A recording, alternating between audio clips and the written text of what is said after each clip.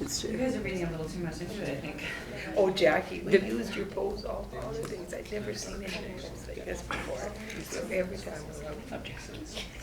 Sure, gives you a waist. Oh. Mm.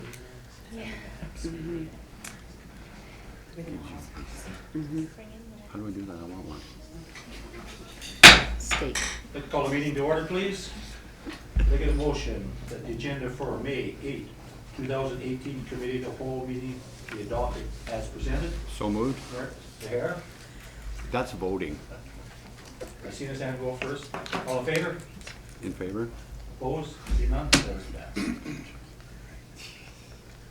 Can I get a motion that the minutes of the April 24th, 2018 committee of the whole meeting be adopted as presented? So moved. Councilor Chenard, all in favor?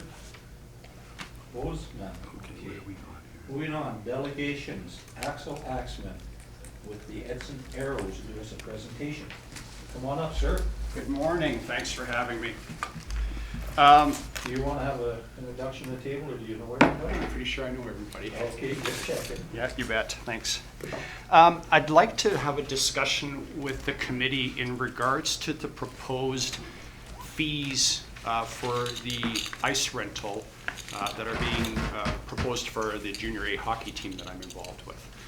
I've done a little bit of research with regards to the league itself and having some discussions with them as to some of the fees that are being charged to the teams by the other communities.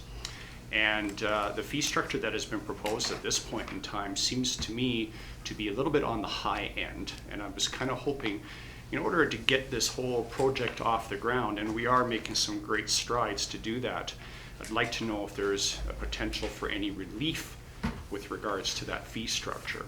Currently, from what I've been advised through my discussions with Jim DeSote and of course our town administrator, the fees for the prime time ice rental would be at $185 per hour, and non-prime time ice fee is a rate of $105 per hour. So I'm looking at just having a discussion to see if there was any way that we could look at some sort of a relief to kind of help us get off the ground and get going and stuff like that. Okay, any questions? Councilor Chenard. Okay, I know looking at it, I mean, like myself personally, I'm all in favor. You're bringing as a business to Edson, that's always a nice added bonus. And I understand what you're asking us for, and it's something that myself personally may consider, but I have to caution as well that if I consider it for you, I must do it for everyone. So right now, presently, our ice time, and it's not just for you, for everyone, we are subsidizing because we don't charge true cost recovery on this ice. Now, looking at the stats charging from other towns, we are high and low. We have to look at, we're all about encouraging business. You're bringing a new business to Edson, so it's sort of something that I would give consideration, but my fear is if I set a trend, because we do it for you, we have to do it for everyone. So honestly, now that I have facts in front of me, I think we're giving you a pretty fair deal. I understand we are giving you some extra stuff according to the sheet, like, you know, we're allowing you to office, so we're not discouraging you. But we have to look at something that, what would we benefit by giving you a discount? So anytime we give someone a discount, what does the town as a whole benefit? Because we are spending taxpayers' money. You bet. And first of all, I'd like to say thank you, of course, to the community with respect to what's already been offered to us. You know, the fact that we're going to have a dedicated dressing room for the team and an office available for our coach and to have any potential meetings, and of course use of the hospitality room. That has not gone unnoticed by me, and it is greatly appreciated. The budget for this proposal is significant, and we're trying to ensure that the costs that are associated with us makes the whole project feasible. The original budget that was proposed by Derek Peru from the league, in my humble opinion, was lofty, and I kind of had a chance to go through it a bit and make some adjustments on my own, and it's not quite as favorable as you might think it is. This is a project, and of course, as you understand, startup costs are immense for something like this. I'm not opposed, pardon me, to getting to those numbers, even if we can work out some sort of a sliding scale to start low and finish there. However, I'd like to throw a curve into this a little bit, and here's a proposal that I have for the community.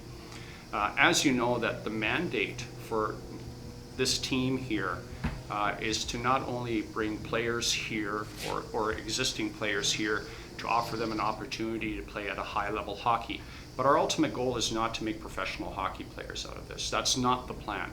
What we're trying to do is to ensure that these players have an opportunity to further their education. One of the things that we're going to be doing with this team is providing them to go to a showcase in Las Vegas with 24 other teams. That will happen just shortly before Christmas.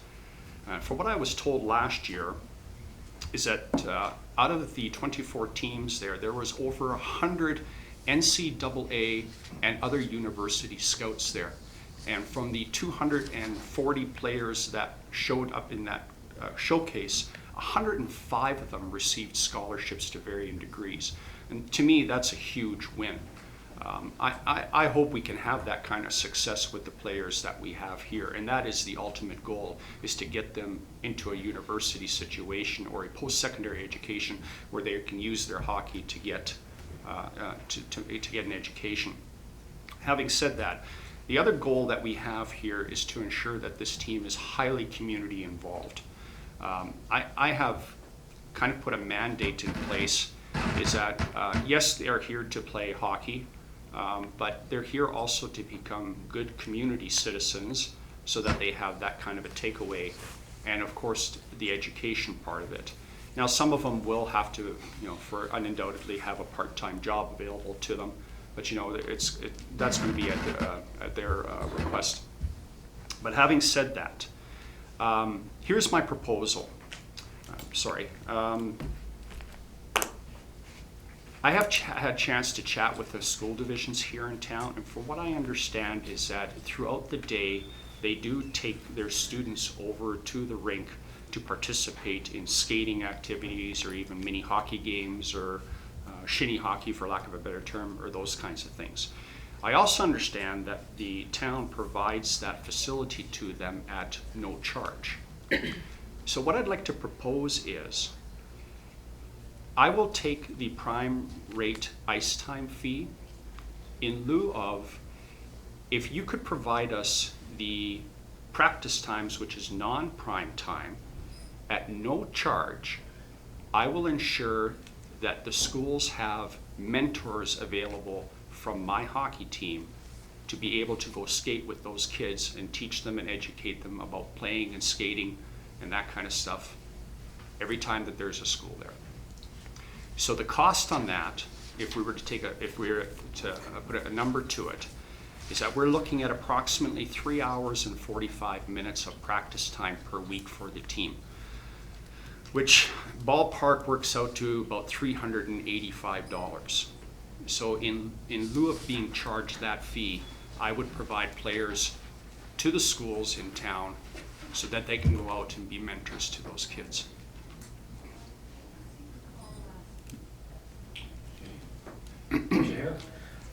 Thank you very much for your presentation. As you know, I'm really excited to see this hockey team start up, and got my season tickets, and I hope everybody else in town purchases them as well.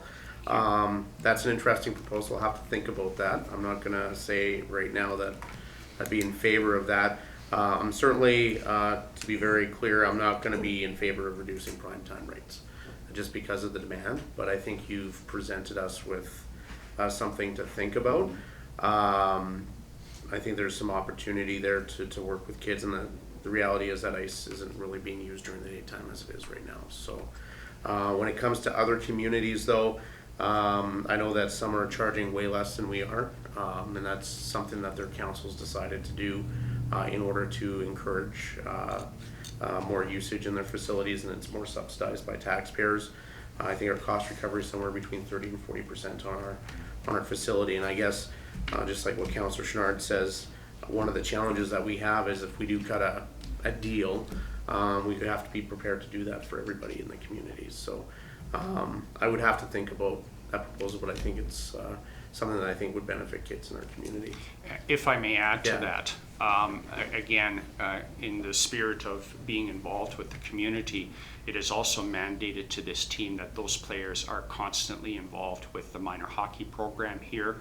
The other hockey program, which is, sorry, it's not part of the minor hockey, it's a pond hockey program, pardon me.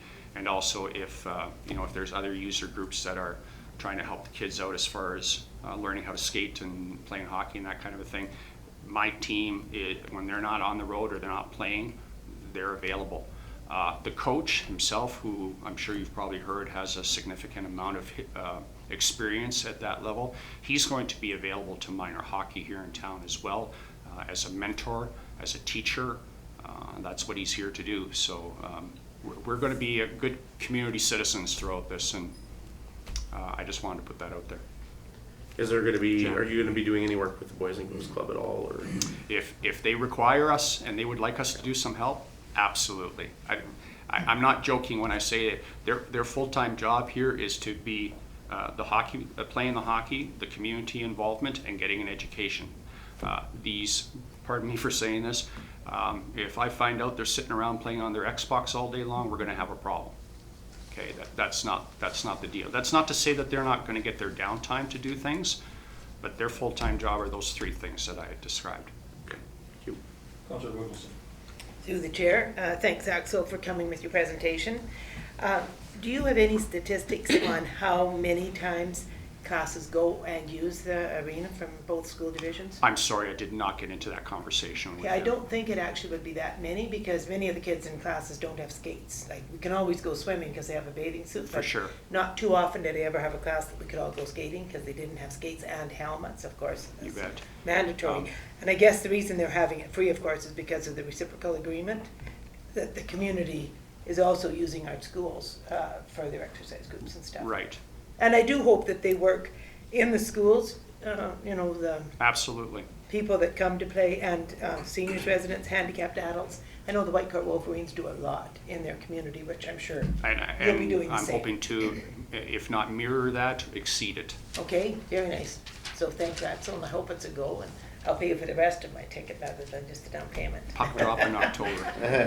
Okay. Councillor Schneider and Councillor Knight. Yes, I'm going to echo what the mayor has said as well. Prime time to me is important, but on the same token, that's something I said earlier. If there's some kind of trade-off value, I'm not going to give you a yes or no, but I would honestly believe this may be a fair trade-off. If we're giving you, ice time that's not valuable right now, not used in trade-off. So I think it's something that I would definitely seriously consider, because then the town as a whole, and like what we are hearing in the room, it may not only be children, it may be adults' time to exercise. So that might be something we could seriously consider. A trade-off to me makes sense. Councillor Byer. Through the chair, to Axel. So I'd have to also echo what Mayor Zahar said, was that, yeah, it's definitely a curveball, and the prime time is, I think, might be something that we have to leave there because of the demand, but it's definitely something to consider. I think it's great that you guys we're trying to get a team here. I think it's a great thing for the community, and I would like to be able to offer a reduced rate, but I know we have had conversations about this before, and making sure that it's fair to the other user groups is also something that we have to make sure is manageable. But it's certainly something that I would like to consider, and if we could get some more information on what the school usage is, then that would be helpful, I think, as well. If I may just add, probably easier for us administration would be able to get the school use information pretty Okay. easily, so we don't have to chase that accent. And I We can- appreciate we can that. produce- we can produce that pretty easily, so. Wonderful. Councillor Sorensen. Thank you for the presentation. I would support having savings on practice time in exchange for a set number of volunteer hours. Maybe we could use them around the community for various things. So if there's not enough demand for school leadership or education of skating, then maybe we could use your volunteer hours for something else. So that I would be in support of that. Councillor Kerr. Just Through the chair. Thank you, Axel. Just to echo kind of what everyone else has said too, with the adult prime rate, just because of the busyness and our demand, would not be in support of that. But definitely during the day and I like the idea of Councillor Sorensen saying there with volunteer hours, and just looking beyond the schools, even to with the seniors, but especially with our early childhood ages. Just our EDI results for Edson.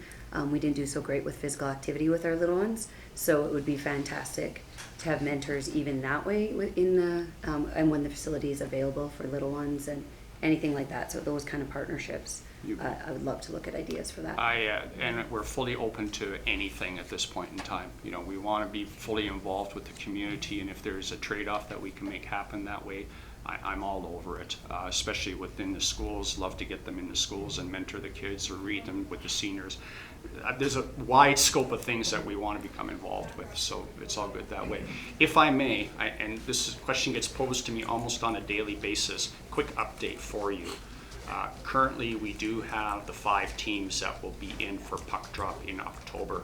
Hinton, Edson, Slave Lake, and I always mess this name up, Ermiskin, Yeah. okay, and Meadow Lake. We're all a go. There's a potential that there's 2 other teams on the outset, but for those 5, we are a go. And the other part to it is that I have been advised that the Chinese national under-20 team will also be doing an exhibition series come through, which will be a real exciting thing for us. Other than that, we're in the big process of recruiting right now, and I'm off to Las Vegas at the end of the month for a Board of Governors meeting, and there's a main draft camp happening down there as well. So off to the races. Thanks for your time. Any other questions? Well, I'd like to say thanks, Axel. You know, I know in the past we had a junior team here, and that one, it actually went over really well. They were here for many years, and I can remember the arena having 400 or 500 people in there just about all the time. We had a lot of local talent on there, and that which was really nice. And I understand that, you know, we may not have a lot of local talent here, maybe a kid or 2 or whatever, and that's not what your idea is, to put our boys in there unless they can make it. Well, actually, may I address that? Yeah, Because you it comes can. up in conversation all the time. I'd love nothing better to have the entire team made up of Edson kids. And I think if we're gonna make this a go, this is gonna happen. If we can get the kids that are playing in the minor hockey system now, something to strive for, and we've got a coach here that is going to coach other coaches to build those kids up and build their skill level up, it's totally feasible that at some point in the future, we don't have these kids going away. They're going to stay here. They're going to be able to play junior A hockey here. And why couldn't we have, you know, at least half a team full of kids that are right here from Edson? That's the plan, right? No, and I'm glad you addressed it. I guess that's what I was kind of getting at, and I was hoping you would come up with an idea like that or say something about it. Because I know we have a lot of kids right now that are going out of town, whether they go to the academy to play or over the white court, or they're going to the Duke and stuff like that, where if we can keep them here and play and have a chance of being, you know, getting onto a junior team. We have some good players that are leaving our town, and they're very good. And I'd like to see them come back, you know, and start a career here, and maybe go on to something, get in a nice education. Even if they don't make the hockey team, get an education and have something to fall back on. What more could we So, ask I mean, for? Right? That's great, and I know the junior team before, some of the players did do that. It was very good to see them working around here now with their families too, and that. And we did have a few make NHL or a farm team too, and that. I guess on this here, you know, I like the schedule we have right now. I see that, you know, we are offering other concessions as, you know, to you guys, as we're not gonna charge you for every flight to do like we do other teams and stuff like that. I guess as council, we have to talk about it and see where we wanna go from. We won't give you an answer today on it, but we'll definitely talk about it, you know, and appreciate you coming out. If you have any other questions, please get a hold of our administration, or, you know, send us a letter or whatever and that. We'll definitely take a look at everything, and if you don't ask, we don't know. Exactly why I'm here. If you don't ask, you don't know, right? For sure, Yeah. so. But we will definitely take it and talk about it, and talk with the administration and stuff like that, and see if we can make adjustments, and we may not, and that, so. We'll go from there. Great. Exactly. Thanks for your time. Thank you very much. Thank you, Edmund.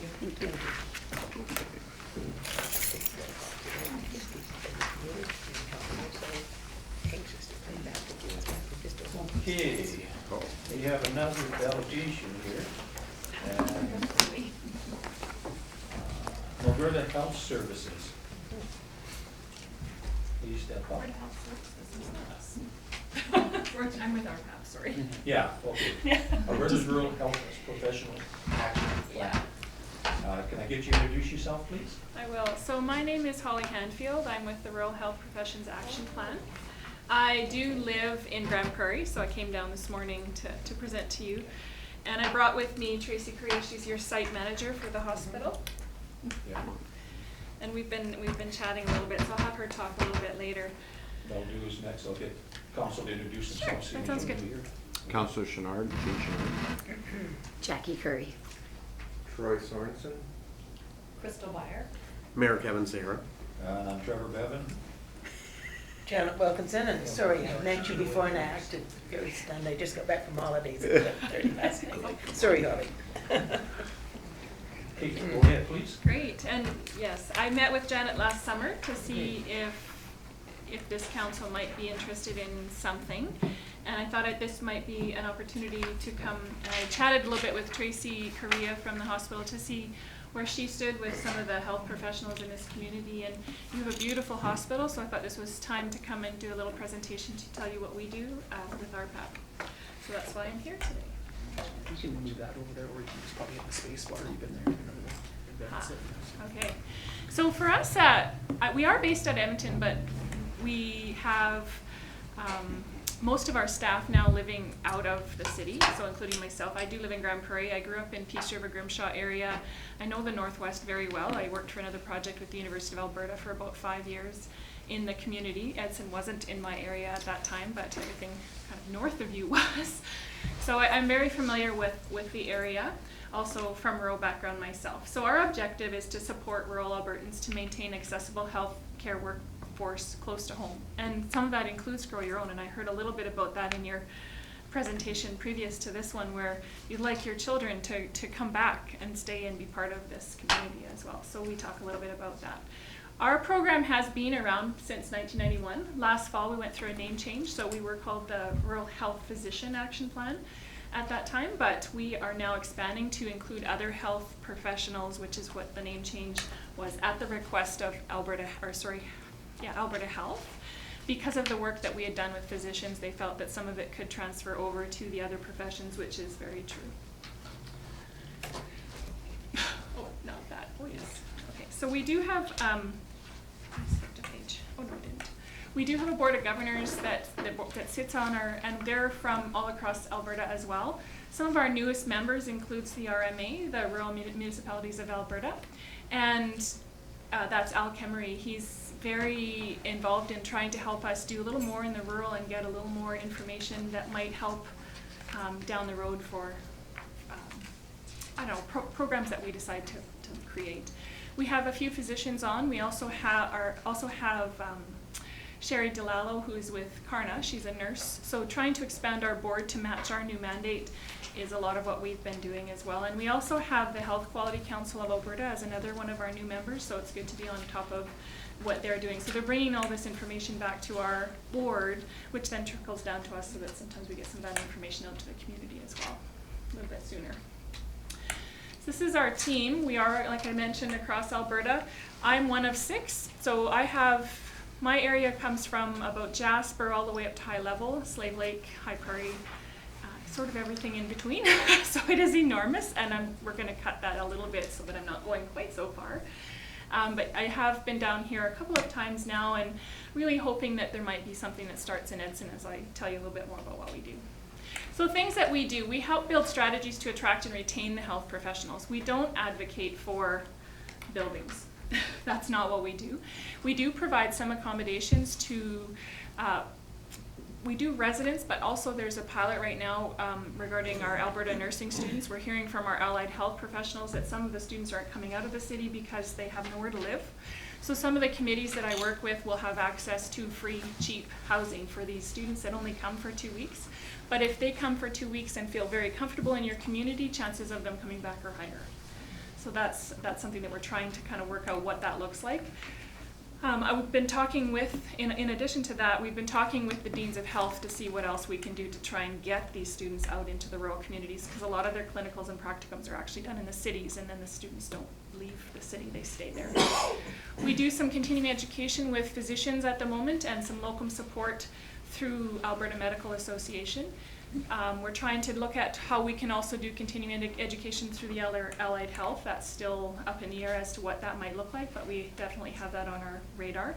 We're also trying to serve as the voice of community when things come up at the government level or with committees at the provincial level to try and get more rural voice into those discussions so that it's not all city-based. So the team that I work with, we do a few things. The main one I do is work with the communities that have the committees. And I'm just curious, I'm going to pose a question to you. When you have a physician come to prospective physician to come to your community, do any of you meet that physician before? No? Okay, so you're an anomaly. Most of the committees or communities that I work with have what they call site visits in connection with Alberta Health Services. So if you were getting a new physician into this community, the counselors, because most of them are counselors, will get a chance to meet that physician and welcome them to the community, take them for supper, sort of get to know them a little bit, and then show them around and highlight your community, because what we're learning is getting them here is one thing, keeping them here is another, but you kind of need the community aspects on both. So having counselors involved, and a lot of times there is a partnership with that, with the outlying county, which you guys also have, so that's something we can talk about too. So those sorts of things is what the community committee would do, and I'll tell you a little bit more about that too. We also provide resources and tools to get things going in community for attraction retention work of health professionals. And we did a conference here, we just had one in April, it was very well received. It was down in Brooks, so it was quite a ways. But we do that about every 2 years. Our next one is likely to be 2021, because I think we're trying to offset the election year. That's been bumping us to the spring, and we want to keep it in the fall.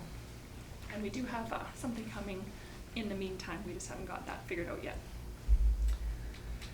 We have a communications team, and we have a very active Facebook, Twitter, those sorts of things.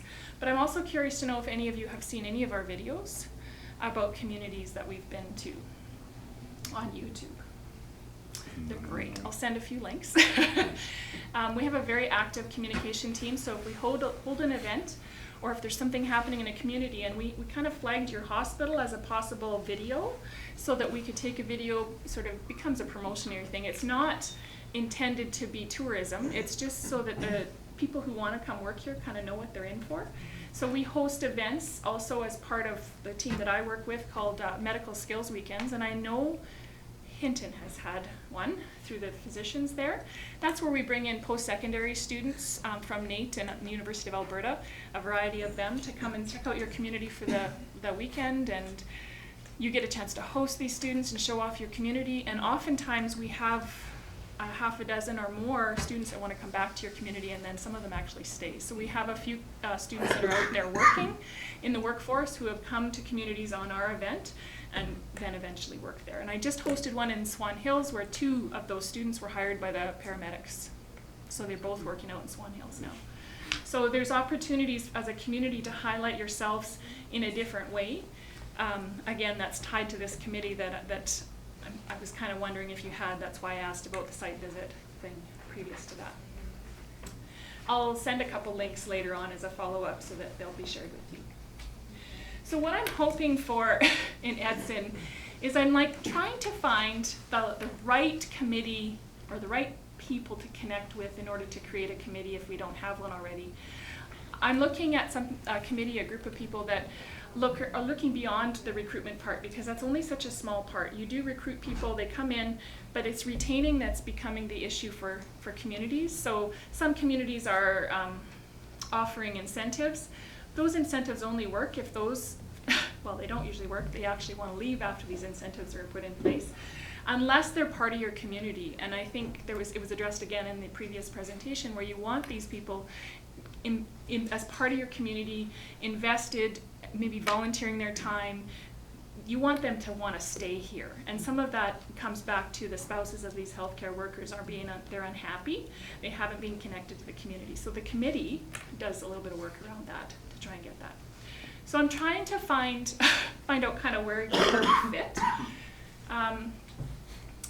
The committees don't focus on resources, and I know sometimes we think that it's about building a resource or buying something. Those are hospital foundations, they do that, and honestly sometimes the committee is tied to something like that as an offshoot. But the committees do focus on the attraction and retention of the health professionals, which is why I brought Tracy with me today, because even though we do physicians, and I'm not sure how you stand in your community with physicians, but sometimes you're good for a while and then all of a sudden everybody leaves. So you find yourself in crisis. The committees are often just that stable point, and they do some activities to say thank you to those physicians and make sure that they're included. So we do that health professional piece. Attraction and retention committees typically help AHS with the site visit, so that's why I asked that question earlier. We are partnered with them. I know your medical affairs person is Shauna Wellbank. She's new, but she's the one that would bring in a prospective physician into the area and then connect with the committee. The committee helps with the organization of the medical skills weekends that I spoke about. The one I had one in Swan Hills. Those are a lot of fun. Communities are asking again to have them that have had them recently, and I have 2 in the north coming up. We just finished Swan Hills. I have one going in Smoky River area with McLennan, and another one in Peace River this fall. So we have 2 more coming. And then there's also committees looking to grow their own, and I think that's a big part from what I'm understanding with Edson is you'd like to keep your kids here once they go and come back. And so we're doing a little bit of work with the high schools, trying to get committees to connect to the high schools, show them a little bit about what medical skills are, teach them suturing, show them IV starts, kind of get that taste for healthcare. Sometimes it's not the thing that's promoted the most. And we do health fairs. I've heard of those. There's career fairs that high schools do. We find, our organization has found they're ineffective because it's not very hands-on. Students are just grabbing paper and never looking at it again. Whereas what we do is more hands-on, teach them a little bit of suturing. They might leave saying, yeah, never, it's not for me. Or you might have a student that thought, I never really thought about that, but maybe I should give that a go. So committees help with the organization of that as well. The majority of the work of the committee is actually retaining. And it's one thing, like I said, to get them here for work, but you want to keep them here for the live and play part. The personal lives are a big part of who they are in the community versus the just always, they're the physician, they're the nurse, they're the dentist. You want them to be part of your community as community citizens. So that retaining work, things that communities do, sometimes they have a little barbecue, sometimes they just say thank you, sometimes they offer a coffee break with some snacks once a year to say thank you. It doesn't have to be big, and it's really just the gesture that's the biggest part. And then of course, if you have a spouse that's struggling to get into the community, doesn't know where to go, if you had somebody connect with them and say, hey, we're having a fair, why don't you come with me? Or have a group of people that you might want to connect with, I'll take you. Sometimes, like, you put yourself in a position of being in a foreign country where you don't know where you're going to be. That's kind of like how some of them are when they come out to the rural areas, even if they're from Alberta. So it's just to get them connected in some way. One of the biggest hesitations I get from communities, and I have 11 or 12 active committees in the north. You're kind of one of my last groups to kind of chat with and see if this is something you'd be interested in. It's not a huge commitment. It's up to each community. I have Swan Hills, for example, they meet every month. I have Peace River that meets every quarter or so. I have another committee that meets twice a year. It's really not a huge commitment. It depends on each community as to what they feel they need. So we're not saying you have to do things in the same way as everyone else. It could be attached to meetings that already exist. It could be part of something that you do already. Ideally, because you have a county surrounding you, we do something that's collective with them somehow, because I think they'd be invested in this work too. So typically, sitting on the committees that I work with in the north is we do have government. They're the majority of the members. Usually they're more than half are government.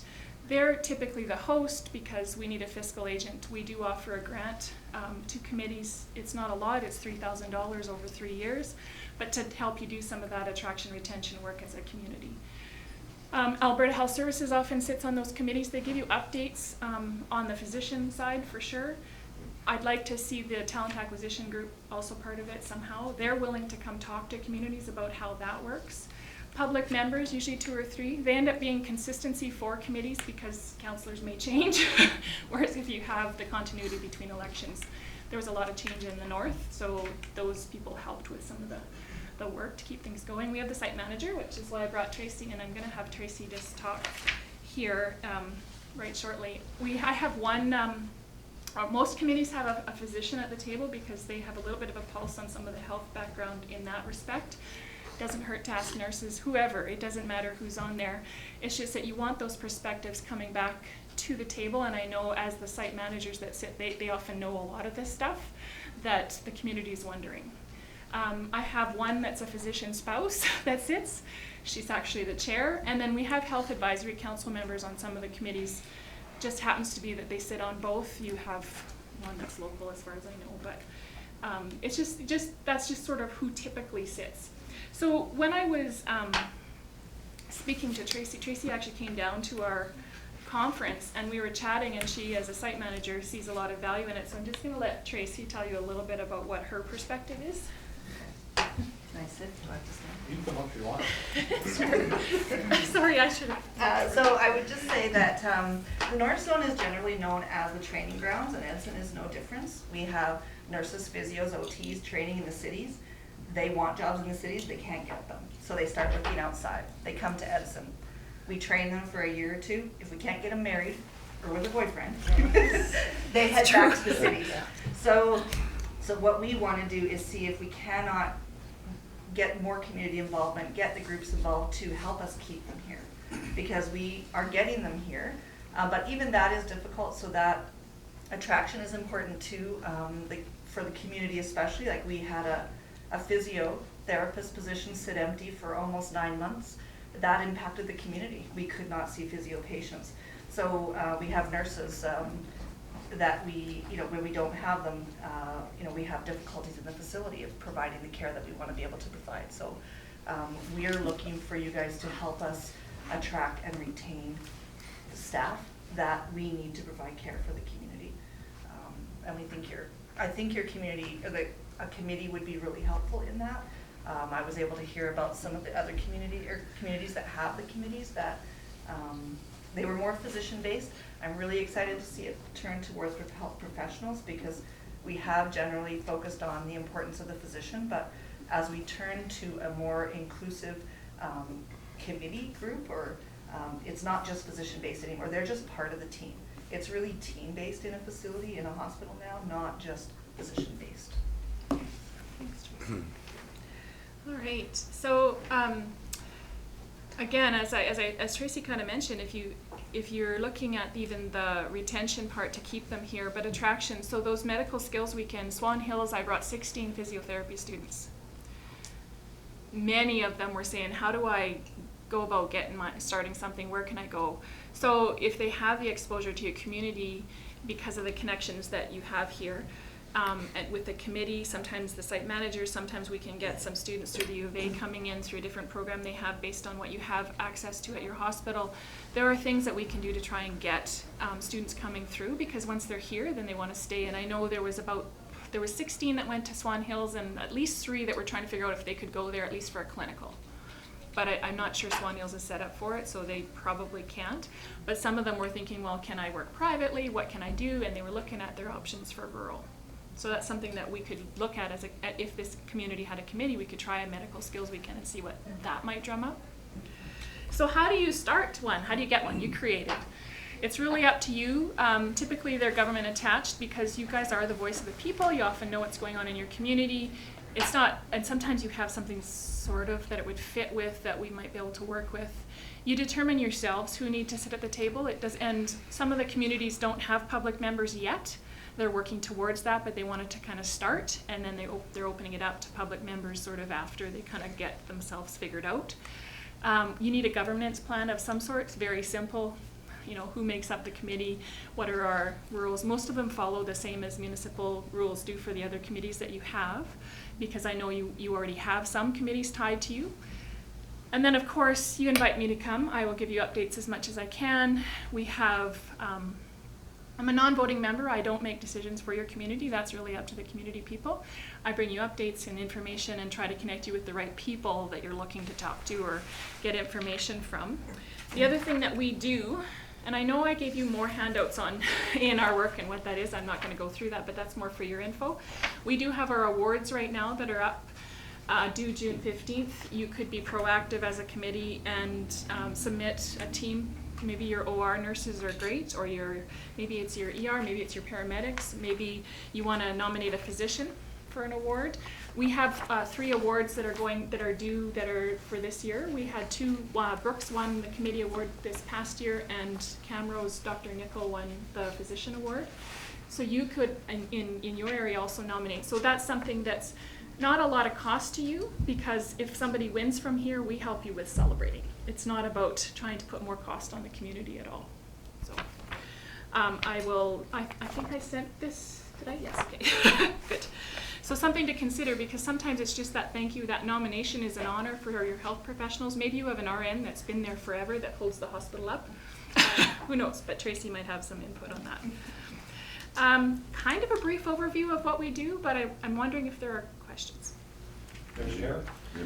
Thank you very much for the presentation, Holly and Tracy. And I think we're pretty good on the physician side, so it's good to see something like this in place, because I know there's been challenges with nurses. How far in the, I guess, in the health professional field would this go? I know there's issues with dental hygienists in our community and that sort of thing. Does it go reach that far?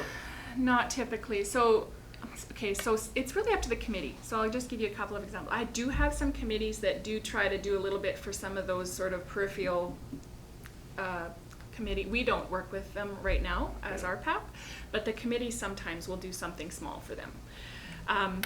We typically have the public health, so anybody that can be hired by Alberta Health Services typically are who coming. We do have occupational therapy and physiotherapy, and a couple of that could be private or public, come to our skills weekends. But a lot of our focus, because it's so new to us, our focus is a lot on more the nursing, the LPNs, like that whole nursing spectrum, just trying to figure out what we can do for communities. Committees, however, if they want to say thank you to their dentists or their dental hygienists or those health people, absolutely can. Yeah. And through the chair, just one other question. Where are we short right now within the medical field at the hospital? I could say the biggest shortage we have is nursing, and an example of that is we just had to hire a travel nurse, which is called a locum, to try and make sure that we have staff through the summer. Big expense for AHS, but it does ensure that we have nursing. So that's where we, right now it's nursing. We have hired a PT. Actually, she's back off maternity leave, so I shouldn't say we hired. She's back off mat leave, so it mostly is nursing that we're looking for. Yeah, which is why our focus is more in that too. And I mean, you guys are not alone in the nursing issue. The high level area is needing 12. Yeah, if they don't get 12, nobody gets holidays for We have a summer. recruitment group just for the North Zone itself, and Yeah. we meet to discuss the difficulties It's of incredible. recruiting nursing to all of the North Zone. Thank you. Councilor Schneider, then Sorensen, then Councilor Byer. Okay, I just have 3 points. One's a question. I don't know if you're aware of the town and the county, we jointly share a doctor's house. Okay. So it was when we were recruiting knew that. doctors. Yeah. It's possible we might be able to look at it, but say if we're looking for nurses and stuff, that would be a temporary home like where you said, where you're bringing people Students. out. Students, you know, it's a possibility. It was for doctors, but this is healthcare, it's a possibility. The other thing you mentioned in the past, before we had our new hospital, because we all know that's the biggest draw.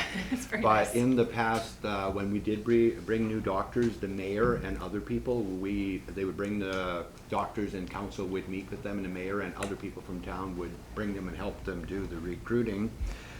What was the other one? Now, as far as the committee, what we were talking about, when we were trying to get a new hospital, we had all kind of health committees. Now, we have the health advisory, and I believe there's other health The ones. Tamarack. The Tamarack. And is there any other health ones that were similar? Because I know when we had the new hospital, we had lots of health ones.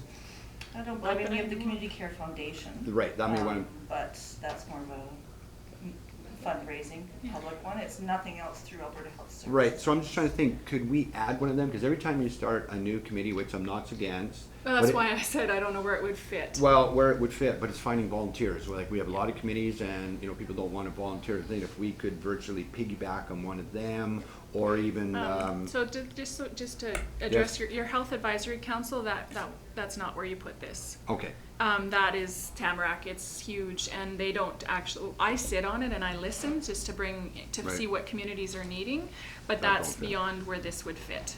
It won't fit there. I don't know what else you have, but if you've got an existing something where you as counselors have a sit, I know one of the communities said they do a joint services committee, and it at this point it's only counselors because of Right. that, which is fine. It might be a starting point. And all I've asked them is just put me at the beginning of the agenda, and then when you move on to the other business, then I will leave. So if that's where you think it fits, I know people are strapped for time. Even you as counselors have a lot on your plate already. So it's really up to you to discuss and see where it might fit.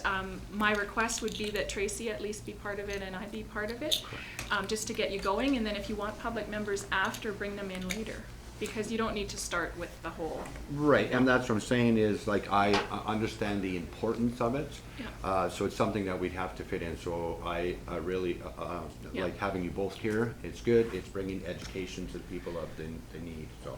Yeah, thank you for your- sure. Thank you. Thank you for your presentation. Councillor Sorensen. Part of my question has already been asked, but it looks like you have a great program in place, but I'm still not sold on the need for it. So can you educate me on how many nurse openings we have right now, and how many is there a big Well, flood of retirements coming that we need to worry We about? constantly are recruiting. Last week, we did have 2 nurses quit. That's not unusual. In a month, we would probably have 1 to 2 positions open. We constantly keep a casual position open, trying to recruit people. And we have recruited people, because like I said, they can't get jobs in the city, so those Calgary people are willing to relocate for a casual, which is a no FTE position. So, and then what we're hoping is that the time and money we put into them, that they will then enjoy the community enough, stay long enough to take a position. But yeah, we are constantly recruiting for nursing. Allied health, which is your PT/OT, those aren't open as often, but when they are open, they are significantly harder to recruit to. And I'm not sure why that is. It's just they want to stay in the city.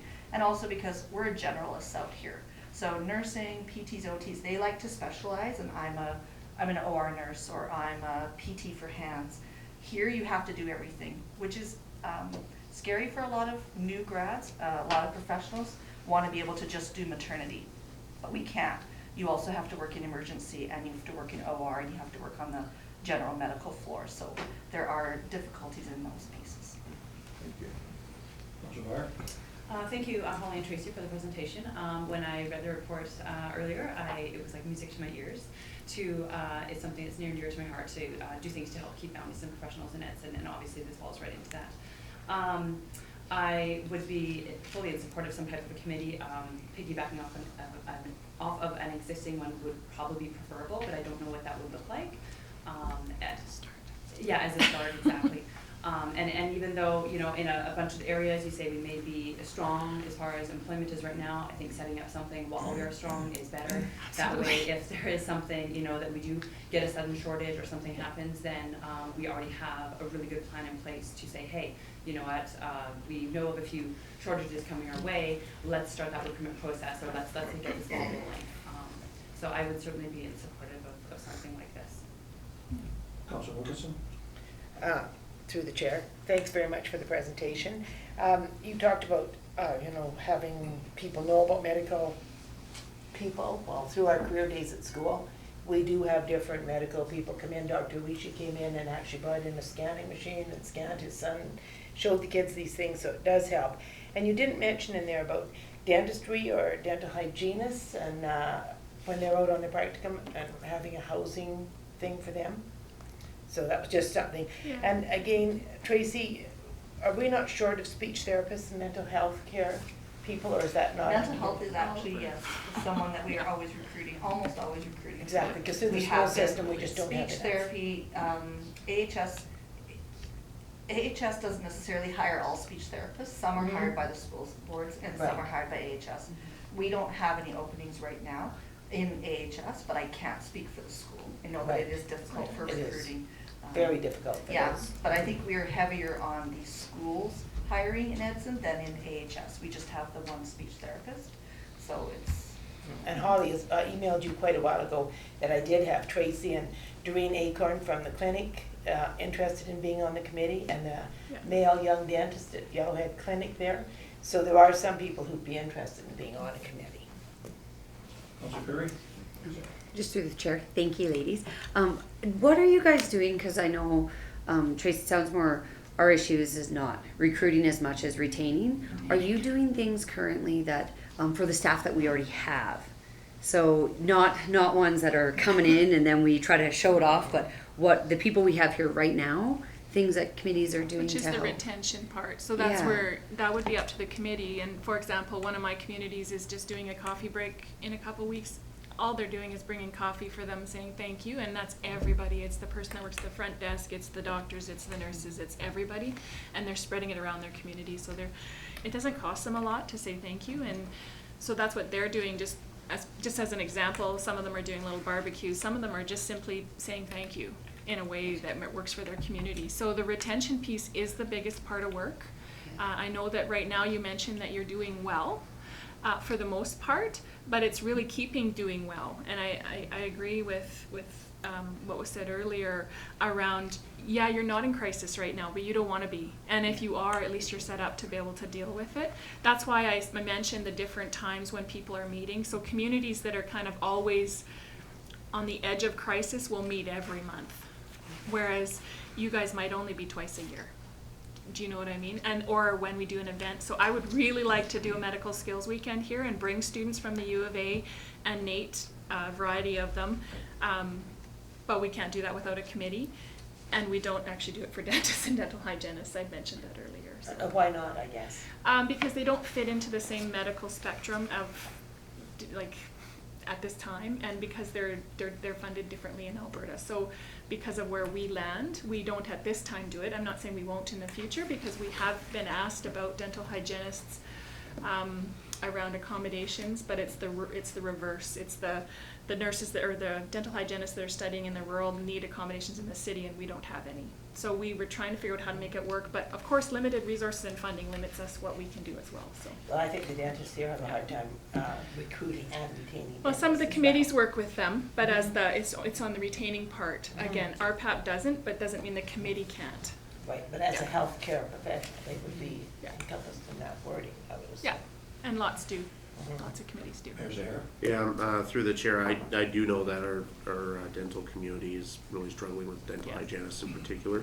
And I also know that that some of our professionals in our community have done a lot of work to try to retain the new doctors that have come in, and other professionals. I know one of our chiropractors have done that. Is there any, I guess I'm a little challenged. We always have difficulty finding people to fill these roles. Is there a desire from the medical field for a lot of individuals that would be willing to sit on a committee like this? Because I think really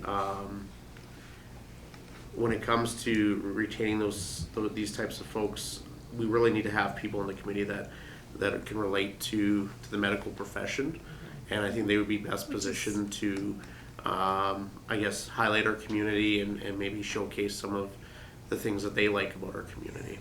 Oh yeah, so the clinic manager, I think Laura Lee O'Brien, is she now the clinic? She is. So the clinic manager, Laura Lee O'Brien, and of course Tracy, those are key. Those are key people because they're tied to the professions themselves, most of them. Again, if you have a young dentist, like that's what I mean by opening it to have a few community members with different voices on there. And yes, retention is the biggest part, definitely. I've said, yeah, and that for sure. Keeping who you have.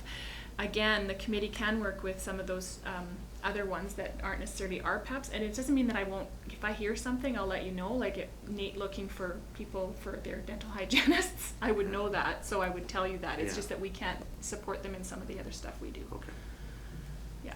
I would say that we, in Alberta Health Services at the hospital, we have a wonderful, we've really tried to retain staff as well, so it's not as though you'd be working by yourself. Yeah. We recognize that we need to. We have a great wellness group that works, and we also, like, they're starting to do a monthly evening get-together, so we're having a games night this month. So Excellent. we're recognizing that our staff needs something other than just work to keep them there. Yeah. They need to have a friend at work, they need to have a mentor, they need to have someone. So we are trying to provide that as well, but we recognize that we need more than It needs just to that. come from community Yeah. too, so just have someone outside the health field say, hey, awesome job, that means a lot. And so to have it only within their work community, plus we're looking at retention of families, not just the healthcare person, because they might love their job, but their wife or Yeah. their husband hates it. I know we've had that. So you don't want that issue either, so your retention is actually a lot on the family or the couple, depending on what their interests are.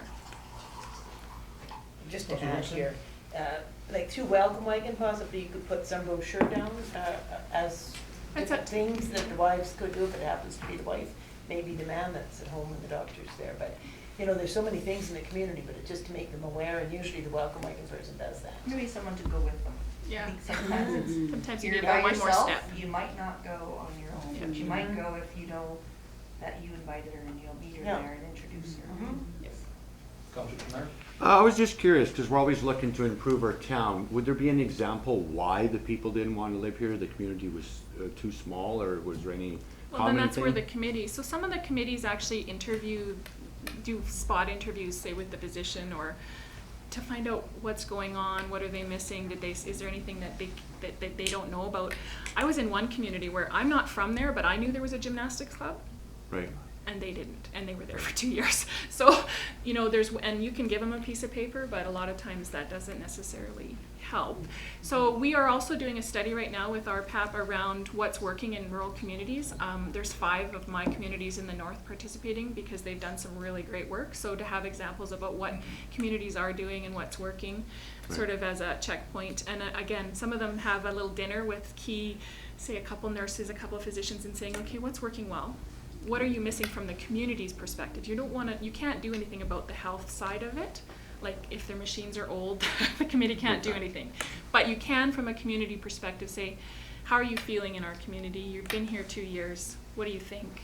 What are we missing? So to get that sort of check balance, but the committee often will do that too. Right, so what you're looking at, like, I mean, it's great, our new hospital obviously attracts people, and I Sure. mean, we have a young growing town, so that's some attraction, so the committee is to make these new people welcome, like you're saying, nurses, doctors. Some of the nurses may choose, like you used an example, they moved here from Calgary, so how do we keep them comfortable here? Right. You know, and, you know, that's. Or what are you missing? And I know some Right. communities, and we had a physician couple speak at our conference, and the one thing they said was, don't pretend to be something you're not. Correct, If you don't have it, you don't have it. right, that- But be who you are and show those hidden gems and be very genuine. Those are the things that these health professionals are looking for. They're not looking for that surface level, well, it looks like it's a good place to be. They want to know that it is. thanks. Yeah. You know, I have to agree with Councilor Chenard, like, we are lacking some facilities in town, but you know, we're looking at building a multi-use recreation facility in that, which, you know, it's been long overdue in the town and that, and I think we build something like that, you know, it attracts more people Sometimes, from the state, not only in your health professional, but, you know, any business in town and that. Most questions have been asked and answered, I guess, do you work with the Grand Prairie Regional College and any of their So- stuff they do?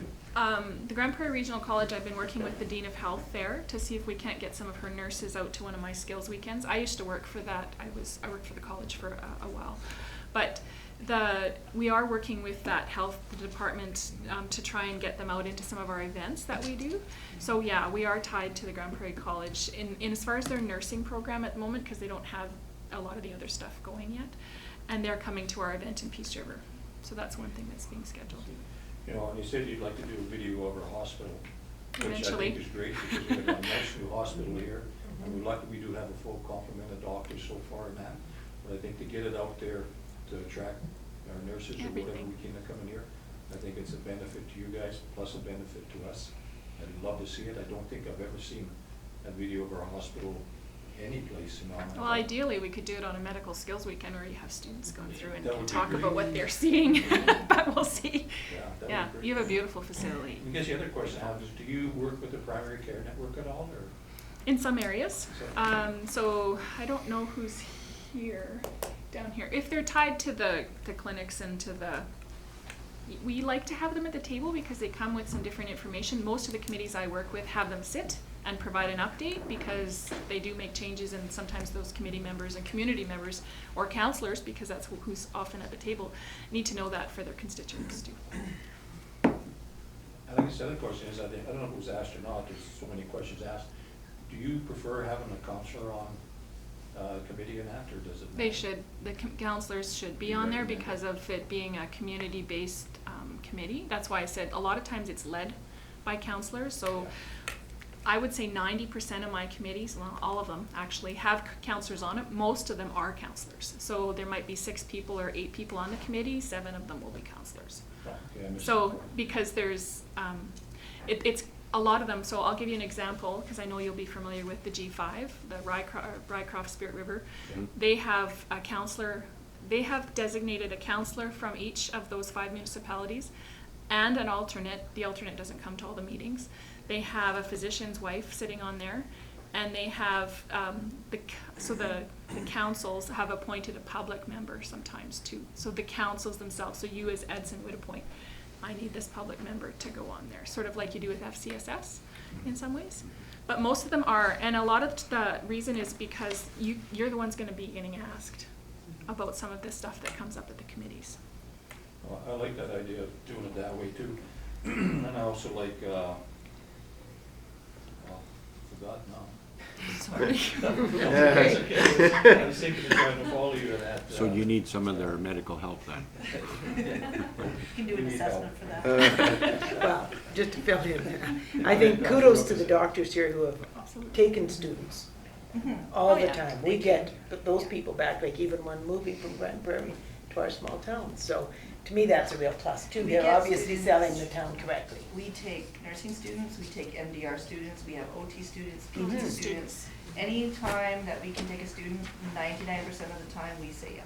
And that's what makes the difference. Because once you live here, then That's you right. like it. Yeah, and the only thing I know is the students are struggling with having rent in the city and then rent out in a small town when they need to do their clinicals. So then committees, sometimes that's where the question will be posed, does anybody know of really cheap or free accommodations that we can help this student with? Because they're often there only 2 weeks or 3, depending on what they are, or longer, depends on what they're coming for. And I just remember what it was. Okay, good. Take your I time. like the idea of meeting with the doctors. I know for a long time ago we used to, Yeah. and we haven't now, because I know, It's a being check-in. a long-time resident here in town, when I go to the clinic, I look at the names up there, and I don't know, maybe 2/3 of them, I don't know them. But I think to meet them would be very nice. You know, they meet us and, you know, we find out what they Yeah. would like, or maybe they're missing or something like that. It's a check-in, and it's also, they have a bit of a different pulse on things that are going on that you guys might not be aware of, which I Exactly. think is fair. And sometimes it's about providing a little bit of a lunch during one of their physician meetings. It's a good check-in. And as you know, because we meet with our 2 school divisions, we sit down and talk with them for an hour or 2. I think, you know, our physicians would be a nice thing too, that, Yeah. you know, like say, have a lunch or a supper or something, or whatever it is, you know, Whatever just it is. coffee, and find out, It's just a check-in, because a lot of times the physicians will know what the nurses are doing too, and they Yeah. might have a comment on team. We really, at RPAP, are trying to promote that team, that nurse team with the physician and the LPN, like that whole team thought. And that's why one of our awards was a team award, because we really see that as a benefit for communities. thank you. Any other questions? I think we went over our 15 minutes. Yes. Well, Sorry. thank you guys for coming out, it was very great, it was enlightening and that, and, you know, we'll Let definitely us take it know. under. I think it's, you know, it's in your court now, so I'm happy to come and yeah, thank you. Well, for sure, if we have any other questions, we can let you know, and, Absolutely. you know, keep in touch for sure, I mean, it's great, so, thank you very much. Thank you. You're welcome to stay if you'd like, and we know if you run off, that's okay. Thank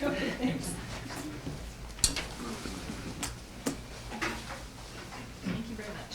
Thank you. Thank you. Where are we at, Staff What are you picking apart on that? Just make the noise. Maybe, Your public won't mind, sure. It's true. but you better share those stats. You don't want my snack. My snack is totally too healthy for you.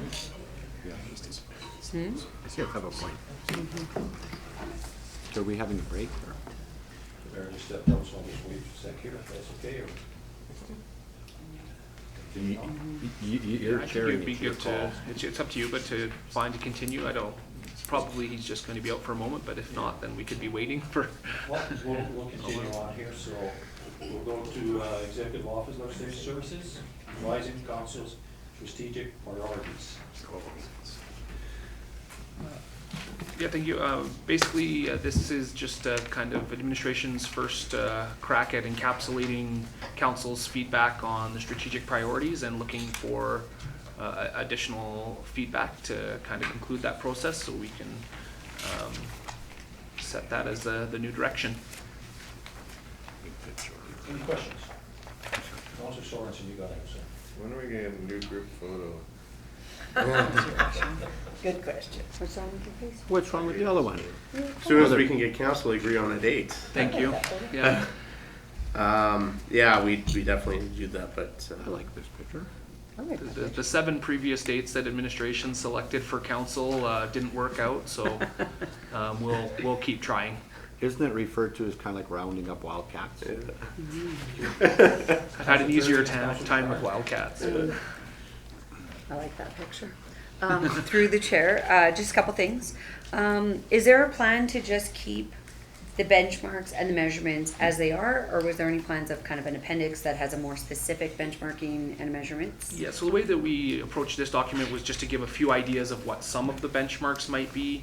If there was a particular benchmark that council was interested, obviously you could instruct us to do that. Some administration will be interested in and do themselves. I do see there being an additional piece where some of the benchmarking would follow along from that. But we wanted to kind of demonstrate and show how some of these pieces could be used to track some of the specific priorities that were listed there. But at this point, it's, like I said, more suggestive than anything and open to feedback again from council if there's alternative measures that they feel might be appropriate. Okay, and then, Go ahead. sorry, through chair again. And just in the public engagement and governance, I don't know what's missing, but I felt like something was missing. And I don't know if anyone else felt that way. It just felt a little, that section felt a little weak to me. Can we go section by section? Just Oh, sorry, No, do that. just any question you have. Okay. Councilor Schneider. Okay, I brought the same one, transparency and accountability. Now we've been with new council for several months. People ask me, God, you guys have a lot of in-camera meetings. So a lot of times it would be public education for the public to understand when we have a in-camera session, there's a reason for it because people are claiming transparency. So transparency and accountability, I just like the public to be educated. Accountable means when we're spending your money, but most of the time when we're doing it in-camera, there's a reason for it. So a lot of the public's been questioning on that, so I think we're doing a good job of clarifying this for the public to understand why we're in an in-camera session, because the transparency people don't understand. A lot of the public's been questioning on that, so I think we're doing. And other than that, I think we're well on our way. We've added and changed from previous council to this one, so I like the model we're working on. The transparency. Councilor Garza, A lot of the public's been questioning on that. Okay, I had a couple of questions. And other than that, I For the most part, when I think we're well compared on our way. my notes We've to what we added said, and everything changed looked, from previous well. council to this one, so I like. So I know the we did model. talk about the goal, there's a few things here. One of them was the goal of the growth to 10,000. And is this strategic priorities just for the 4-year term? Previous council. Thank you. Yeah, I think generally that would be how I would kind of think of them, although as we progress in the 4-year term, I think you have to extend it a little bit. The strategic priorities are meant to be what I would describe as a midterm kind of goal. So you have things like your municipal development plans that have time horizons of 25 years and those types of things. And then the strategic priorities are the set of objectives inside that 25-year time frame that would help you, I think, progress towards those objectives. So, but for now, I would suggest that seeing this as what council is prioritizing for the next several years is probably healthy. With the acknowledgement that they would be reviewed every year for now adjustments Although I would hope that those would be relatively kind of minor course adjustments and not, complete shifts, because that becomes a little challenging in terms of building programs or services. You have to have at least a few cycles to successfully accomplish that. Okay, so just, with the goal growth, if it was for just a 4-year plan, I guess, then I thought maybe that was. I think that's more of a general goal. Okay. Specific to that, yeah, that's more of a general goal. Okay, so I thought there could be. That'd be pretty impressive if we achieved that in 4 years, I think. Yeah, and then how that would look on our other services, like our schools and all the other infrastructure. I think that's more of a general goal. Specific to that, yeah, that's more of a general goal. That'd be pretty impressive if we achieved that in 4 years, I think. In the prosperity is no accident, the diverse and strong economic opportunity. I think that's more of a general. Reviewing of our internal Specific processing to and that, external yeah, that's more of a communication general. to ensure we are approachable, easy to That'd be pretty deal with, and clear in our impressive. expectations. I felt that was more appropriate to be in the transparent and accountable government, because it would not necessarily just be regarding economic opportunities, but in everything that we do. I felt that maybe that was more appropriate this place after reading it again. And there was under that, prosperity is no incident, diverse and strong economic opportunity. It says we commit to facilitate the economic growth and responsible. I think it maybe is missing the rest of the sentence. Maybe development of our community, unless we discuss something different. Thank you. Here's your. Yes, through the chair, I agree with what Councilor Curry had to say. I feel like under the transparent and accountable governance, there's some points missing there. I like a point of being proactive with our communication. I know that's something that we talked about, is you making sure we're using all methods to communicate, whether that's through open houses or through traditional media or social media. And I think Councilor Shernar brings up a good point too, is also part of that is educating the public, not only on how the governance structure works, but also the various things that the town of Edson is responsible for. And I think there's a very big lack of education on, especially when it comes around things like the budget and where our dollars go towards, such as policing and that sort of thing. We talked about a good budget process. I think that's part of that transparent and accountable governance piece as well, opening that up and having some consultation around that. So I'd like some, personally, I'd like to see some language around that on that section. Go ahead. Mr. Sorensen. Okay, under inform, involve, and inspire, we did talk at the last meeting about mention of a customer service model, and I think I would like to see that added back or put in. Under the next one, prosperity is no accident. We further on the document, you talk about resident satisfaction survey. It'd be great to have a developer satisfaction survey, so the people that are actually growing the community, see if they've hit a bunch of red tape, or if there was a bunch of roadblocks that they found that we can minimize. Under Edson's got lifestyle, I would like to see a goal of being above average in parks and trails, not just a benchmark, but an actual strategy that sets us at a higher standard. I would like a strategy that talks about waste reduction, energy conservation, and responsible procurement. Just saying that we're going to be environmental stewards is not good enough, in my opinion. If I may just add to, I think we got to make a distinction between tactics and strategy. What you're talking about right now are tactical pieces. And so I think because if we try and list everything we're gonna do, like specifically, I think we get bogged down in that. I just think it's important to make that distinction between what we're talking about there, because the intent of recognizing our role in environmental stewardship encapsulates things like waste reduction and green energy and those types of things. And so it would be our intent to say council is instructing us that they want us to have a good environmental stewardship, and then we would be coming back and saying here's some things that we think we would be able to do to live up to that strategic priority, at which time council would be able to say, tactically, these are the ones that we feel are the most important or have the most value. But I just think some caution in terms of getting too tactical in what we list as kind of the guiding philosophies or principles. I'm just fairly confident if you look at any strategic document in the province of Alberta, it'll say be strong environmental steward, and it's just motherhood statement unless you put some actual emphasis on what you're gonna do. So I stick by my comment, and we can overrule me in the end, but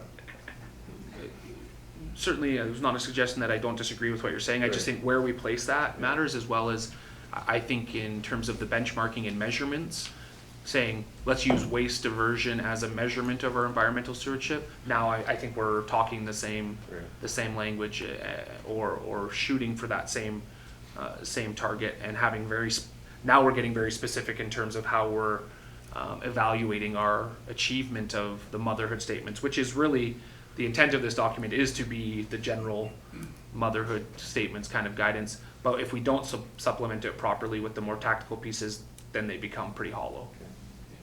The next section under transparency, I would echo almost what everybody's been saying. It's in the title, transparency in the title, but then I don't see a strategy actually discussing that we're going to be making decisions, and the facts that we base those decisions on are going to be transparent to the public. They're going to have opportunity to comment on those facts. Obviously, bearing in mind some privacy issues, obviously, but the fact is that we make decisions based on publicly known facts, and it's an open and transparent policy. Just under benchmarks, we had a number of people tuning into live stream. I would add into that our app use, maybe combining the app use with live streaming as an index for public involvement, just as a number. Great, thank you very much. Yeah.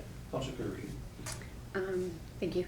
Through the chair, I guess, and this would be not so much in the strategy, but I would love for the benchmarks and measurements, I would like that to be a document where the benchmarks and measurements for our entire strategic plan are together in an easy, accessible way for the community to go. So I can go and I can say, this is the benchmark, and I can actually go to that document and it will hyperlink me to show me.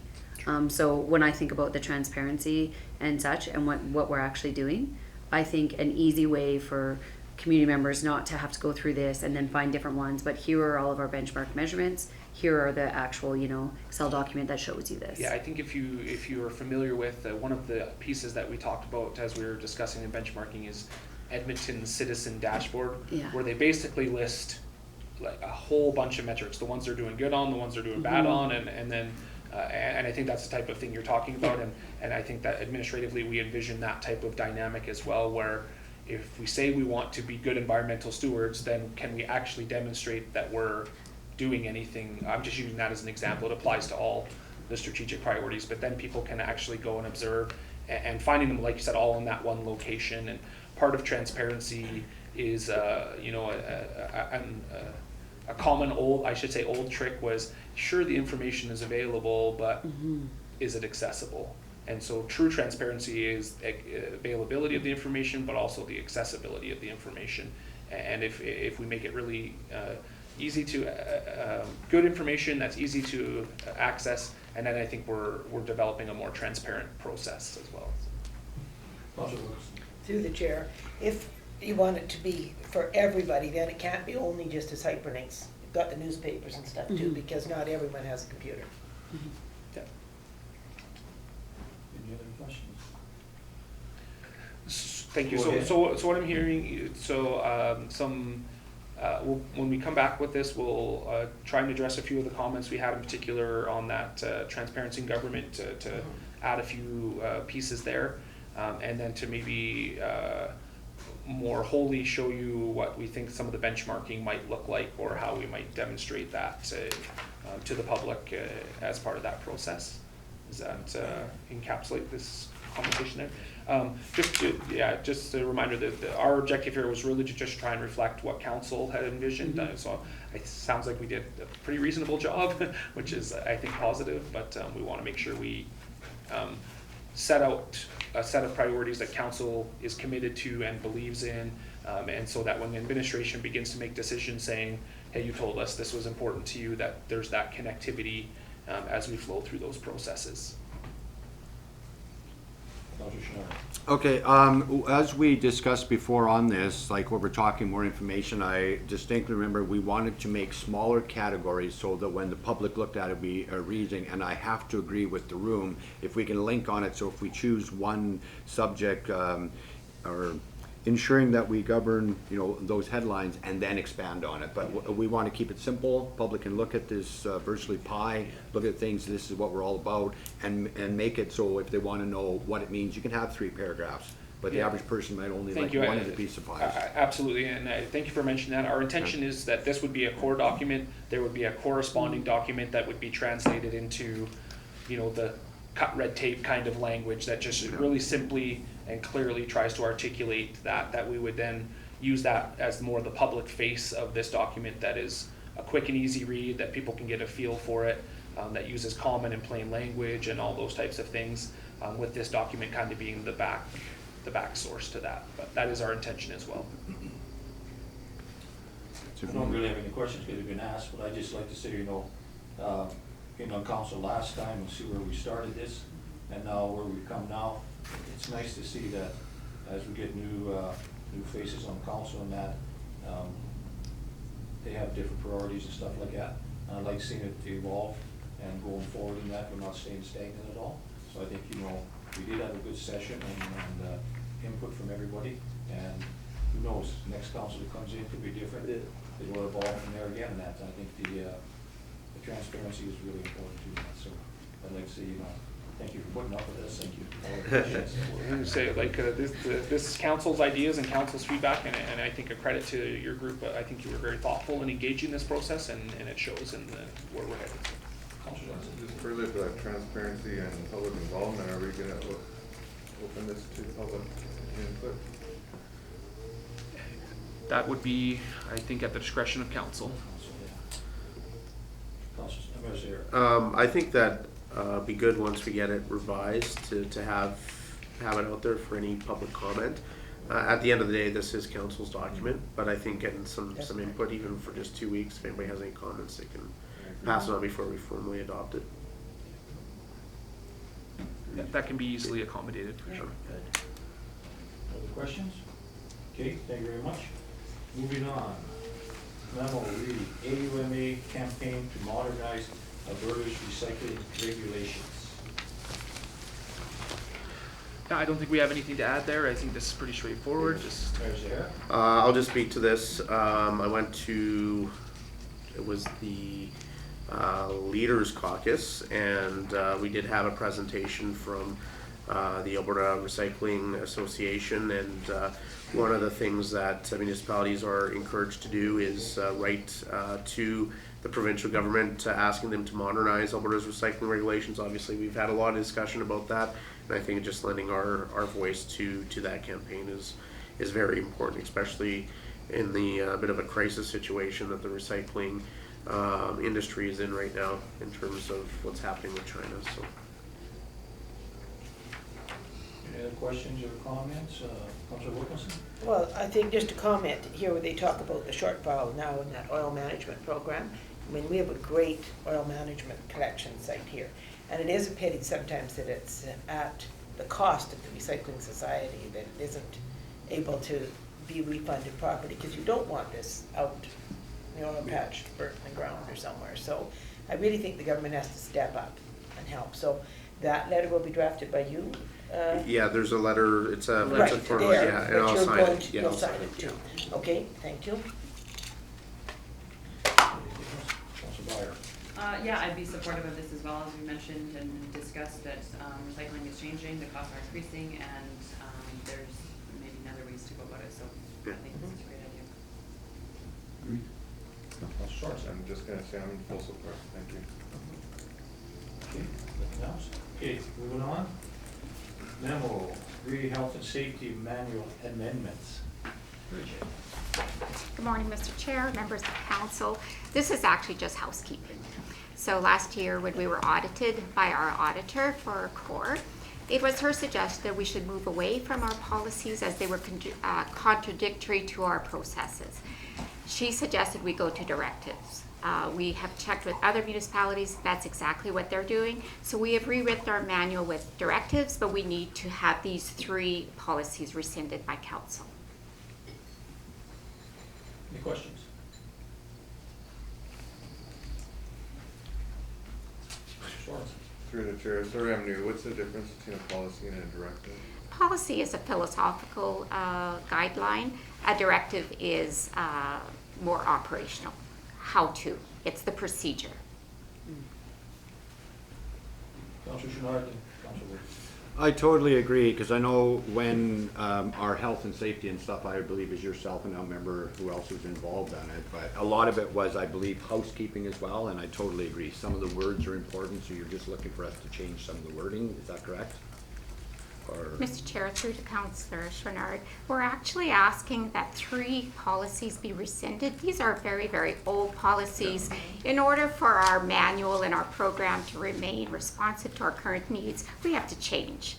And this is one of the changes, going away from policy, going to a directive. It's much easier for administration to change a directive, right? So if there's a change in process, we simply change the directive and on we go.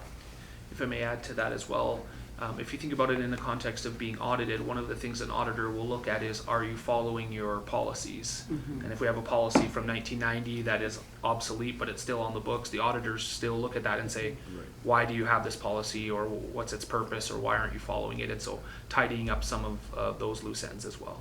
Perfect, thank you. Councilor Byer. Thanks, through the chair to administration. So I'll admit I was kind of surprised at how old some of the policies were. I think when it said like the boot policy, you know, back to the early 90s or something like that. I think that, you know, this type of thing is like a living document and needs to be amended and adjusted regularly, especially if OH&S changes something, then it has to be, I mean, you have to follow the rules of that, and you have those obligations. And by rescinding these policies and allowing administration to manage the directives, if that's proper terminology, and have that ease of ability to make those changes when they are necessary, I think that's probably the right way to go about this. So, thank you. Any other questions? No, I think so. Okay, Councilor Sorensen. Just to be clear then, directives can be changed by administration? That is correct. So a directive is a procedure. So if we change a form, it will then affect our directive. We'll be able to make the change to the directive, which will lay out the guidelines as to how to complete the form. I should mention one other thing. There's one policy that we are going to maintain, and that's the management's commitment to health and safety, and that is a policy that is that was passed by our council. It is still relevant. We revisit it every year, but when we did revisit it, we find that the language is still reasonable. I think that's to ensure council will still, that's where council I think has their connectivity to the health and safety commitment and program, and we do think that that's important, that there is a policy that has that expectation of administration to ensure appropriate health and safety practices. Councilor Perry.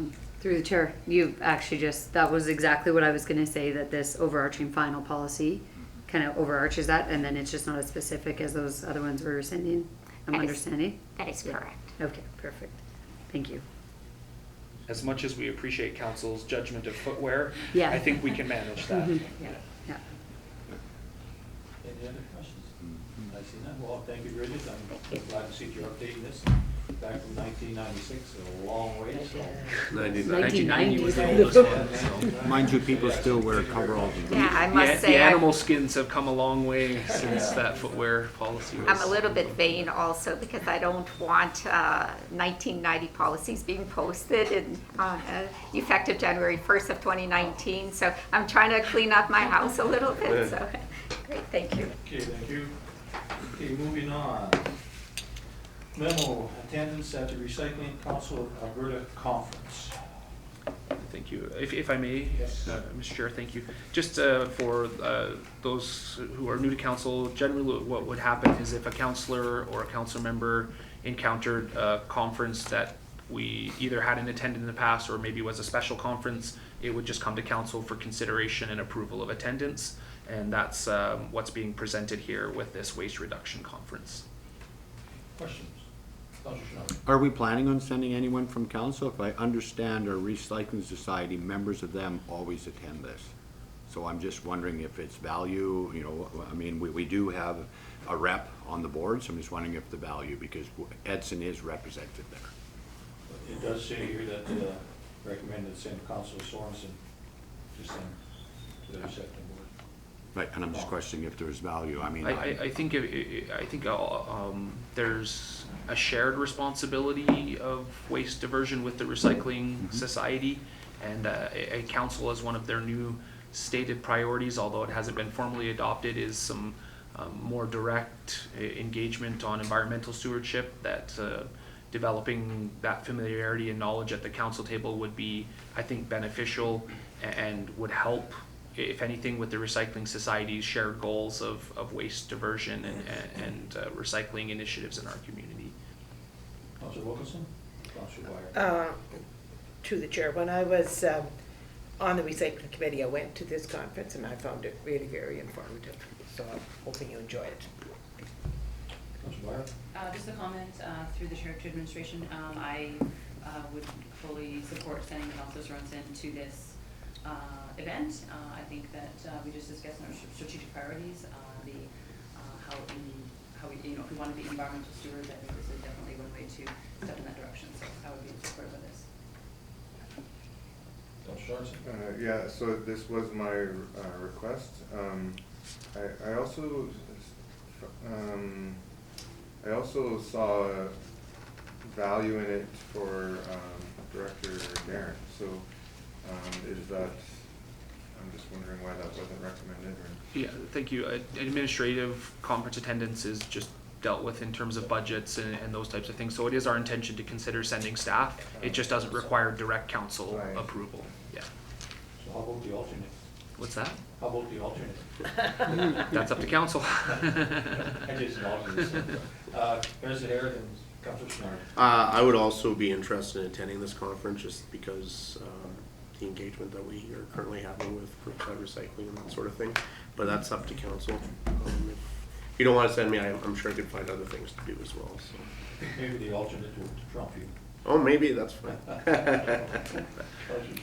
just a comment, I'm not against sending, I'm just pointing out Yeah. that we do have, like, I totally agree, the rep on the board, it would be great value to them to actually go to conferences. I've attended, but on my own, these ones, so they have great value. So if I may, I'm just hearing general support for this, so we can forward this to council. Obviously, I think with consideration of any other attendance, we just felt administratively like the rep on the recycling board was the place to start the conversation. But it's really at council's discretion whether or not they would send an alternate and or the mayor if council felt that was appropriate. Yeah, you bet. Councillor Wilkinson? If you do send the registration through Ann Orient, she gets it cheaper. Okay, we'll confirm with her. We can do that. Yeah. What did Councillor Sorensen? If we do proceed with new recycling programs in Edson, I think the more representatives that we can send to this conference, the better. So if an alternate and the mayor would like to go, I would be in full support. We'll make sure we reflect that in the memo as it comes to council, that council consider sending multiple members there. So. Just speaking of that, I know this is from other meetings I've been at, and as we sit with other councillors from around the region, they have also been talking about sending some of their representatives. People are getting a little more interested in recycling all of a sudden. Because of course, you know, what comes out is, we know there's recycling out there, but we don't really know a lot about it, and it's evolving, and we've got to be, you know, on top of everything that, so they are getting more interested in getting involved in this, so I think it's great. Councillor Nard and Councillor Wilkerson. Other than myself, simply because recycling has been a hot topic, I mean, for this one time only, possibly why don't we open it up to all at once go? It's not a huge expense, and I'll exclude myself, but since we're talking about recycling and all this stuff, it may be educational for more council members to go. Councillor Wilkerson? Oh, just please don't go to Cambodia and be absolutely heartbroken at the lack of recycling and the absolute pollution of everything. You're just heartbroken. Yeah, but we need to keep it up. Someone needs to step up. Good, I think we've got enough that administration can bring this forward to council. And I think we should have a discussion afterwards. You can, But like you know, this. who wants to go, who doesn't Yep. want to go and that, so He's we gonna bring this can let you know and, we can go from there. Great, thank you very much. Okay, moving on, proposed summer schedule. I don't think I have anything to add for council's, looking for council's direction. Agreed. Can we move on to the next agenda item? So I guess in the past, we, even though we had committee of the whole last couple of years, we only had one council meeting, we did hold a committee of the whole. Usually, like, it'll be. July and July August 19th of and general August. practice has yeah. been just to have one meeting each Mhm. month, but, yeah. So, yeah, looking for, yeah, feedback from council. Go ahead, Councillor Schrein. I was just gonna comment that, as a rule, committee of the wholes, we cancel in the summertime if there is, because usually with the schedule, because people going on holidays, et cetera, if something does come up, we can usually handle it in a council meeting. So I would totally agree, committee of the whole, if necessary, I would be in favor of taking them out. And if we need, we can always call a special meeting, but 2 meetings in summertime is usually more than fair. Councillor Barr and Councillor Wilkerson. Through the chair to administration, I think, you know, a common thing that we've mentioned is that our meetings have been full since the election, I'll say gently. That I think that by taking one of those committee meetings out, I don't want to put us behind on anything, and I think that if it's necessary to have them, I would be in support of keeping them there. I may, if I may just add to that. Generally, it's been manageable. It can, anything critical gets dealt with. I want to be clear about that. It was certainly, there's nothing that would be, critical that would be delayed. But it can just hold a few items back from getting addressed over the course of the summer. I don't think anything, like I said, too important, but that just is the nature of it. If you have less meetings, you deal with less pieces. But it's also summertime is for administration is a more of a direct operational time where we're engaged directly in projects and that type of thing. And so often you'll find that there's less policy work being done at that time and more project management. And so it usually is pretty manageable to have less meetings over the summertime. But Councillor Wilkerson. Any consideration giving that July meeting July 3rd rather than the 17th? That gives Councillor Chenard lots of time to go dog jumping. I agree, in the summertime, I You can know, make it one. could be early and late. that's really up to council. I think the reason July 3rd is just kind of avoided is because it's kind of piggybacked onto the long weekend there. Yeah. But But we'll all be here anyway working the ball tournament one way or the other. so just because did I hear more support for cancellation of the committee meetings or continuation of the committee meetings? Cancellation. I'd say Councillor Schrein, cancel. I have a comment. Yeah. Through the chair, I'm in support of this. I think we have a lot on our plate this year, so as long as we can have a quorum, then I would say continue with the proposal. I would note I am not here on the 21st of August. That's what counts. Councillor Chenard, Councillor Wilkerson. Okay, as we're doing a census, I say cancel them for that very reason. Everyone looks at the calendar, hey, I can't make them, so as a rule, myself personally, in many years on council, I usually make one of the 2 council meetings, because it is summertime. So if you put 4 meetings in, good chance most of us are gonna miss 2 or 3 because it's summertime. So anything of great importance, we If I can may add to also council add, meeting. Mr. Chair, there's always the possibility too, if we had a light agenda, that we can cancel those meetings at a future date, which is not out of the realm of possibility either. Just for. Yep. So I say cancel, carry on rest. Councillor Curry. Thank you. Through the chair, I would agree with Councillor Sorensen and Councillor Byer that I would prefer to have them in there, and if it's a light agenda, cancel them, but just how things have gone for the last 7 months. I would like to think that we would be guaranteed quietness during the summer, but I think that it's better to have them and cancel them than to all of a sudden be dealing with crazy long meetings in the middle of the summer. Councilor Meyer, you're next, are you? I'm not sure if I was next. Go ahead, Mayor's here.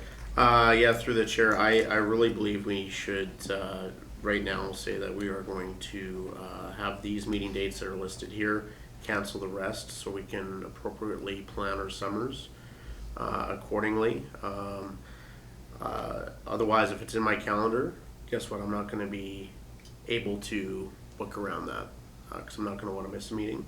And I think that historically, summers are generally quieter, people are away, administration's away, council's away, members of the public are away. So I would like to stick with the proposal here is cancel those meetings and keep the ones that are here, and that way everybody knows what's happening, and then if you can't make some of these dates, that's fine too. Councilor Meyer? Through the chair, my comments are, similar to what I mentioned before, is I think that we should keep them. If we can't plan our schedules to make sure every council member can attend every single meeting all year long, that's just not gonna happen. With live streaming now, we have the ability to go on and see those conversations that have happened. And as long as we've got quorum, I think that we should stick to the proposed schedule. Councilor Wilkinson? I'd just like to see that July meeting, the 3rd rather than the 17th. Any other comments? I think the consensus was that they wanted to stick with 4 meetings. If I may, I think we will bring back a very similar item, and then council will obviously formalize that at their next meeting. Yep. Yeah. Yeah, you betcha. Mr. Chair, sorry, I'm a little confused here. So are we keeping all of our meetings like they are right now? No, All 4, or are we? based on this proposal. Based on this, okay, Yeah, good. based on this I'm good. proposal. And we'll vote on it. And then it'll come back to council, and then we'll vote on it. So Yeah, that's if you want correct. to Throw it out, you can throw it out. Okay. Thank you. Okay, moving on to engineering and planning. Tiffin area water pressure.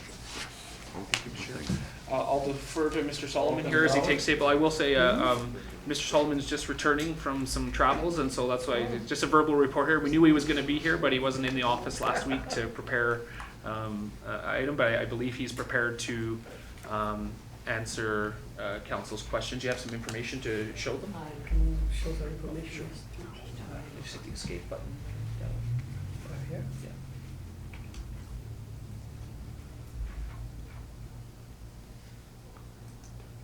If you got it on that, just drag there. Oh, this one's yours.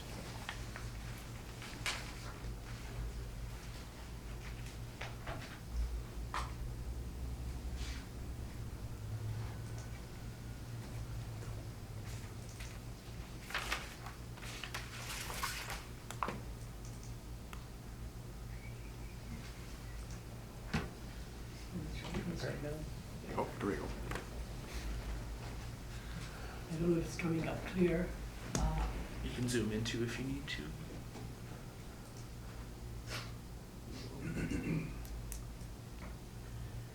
So this, I thought I'd give you maybe a brief introduction into what our water system really looks like, and then maybe we end up with the Tiffin two-step station issue. So we have, this shows where our wells are located in town. 3 wells down on the Ansley Tower Road. And we have, as you can see, well 25 there, well 17. So at least you have a feel where all our wells are. So we have in total about 14 wells. 11 of them are active and running. So what happens is our water from all these wells are pumped into our system and satisfying the need of the community. At low demand or at night, water is filled in these 2 reservoirs here. So that's a basic introduction into how our system works. So now that's clear. I think the other thing to show probably is I open few other drawings that will show exactly how our system works and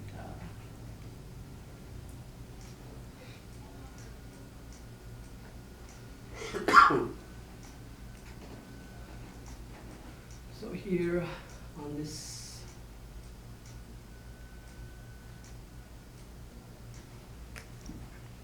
I better make it a little bigger or larger so that you can be able to see.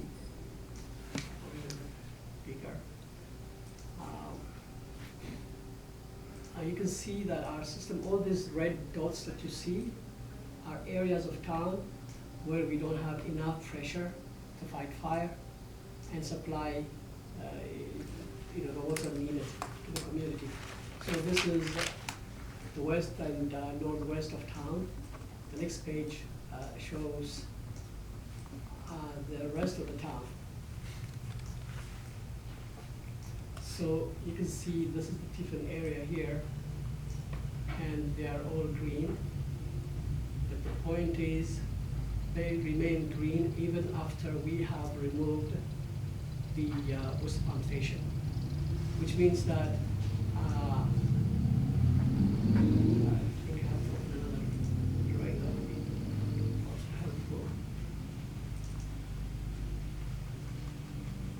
Let's draw comparisons.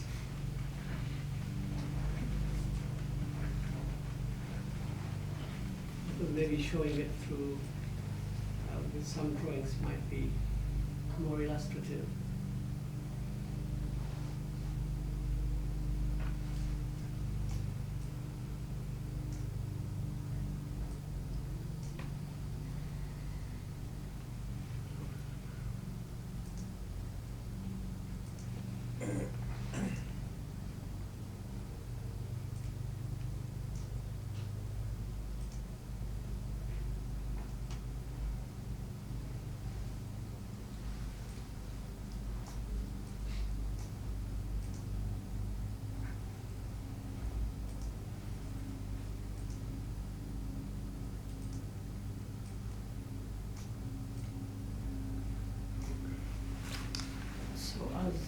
As it can be clearly shown, the booster pump station, the reason that before and after the pump is taken out does not change color or it remains green, showing that it's in a healthy state, is because what we try to achieve within or throughout the town is achieve the minimum requirements. What do we need to have to be able to fight fire?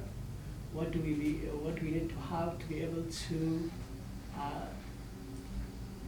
give enough pressure at peak demands when when it's at the highest, when water demand is at the highest in town. So right now, this booster pump station is serving this area in blue, while the original intent of the booster pump station is actually to supply. I'm going to make this one a bit bigger here. Actually, it's intended to supply water to all this area, the Johnson State here, and the north and the northeast areas.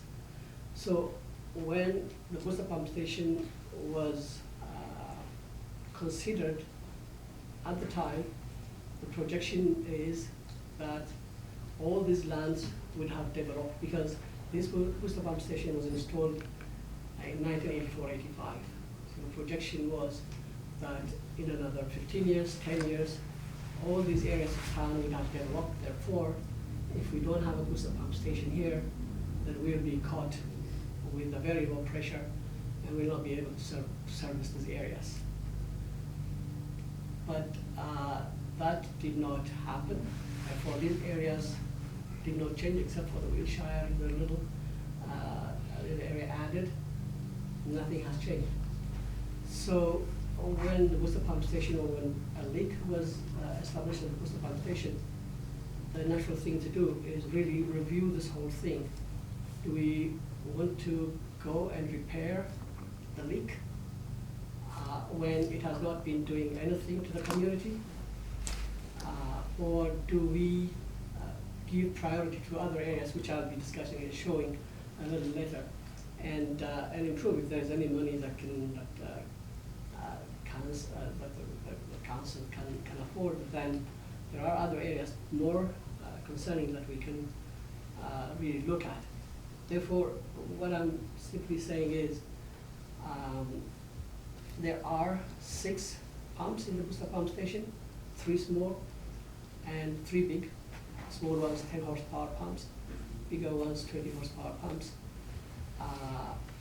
What has been going on?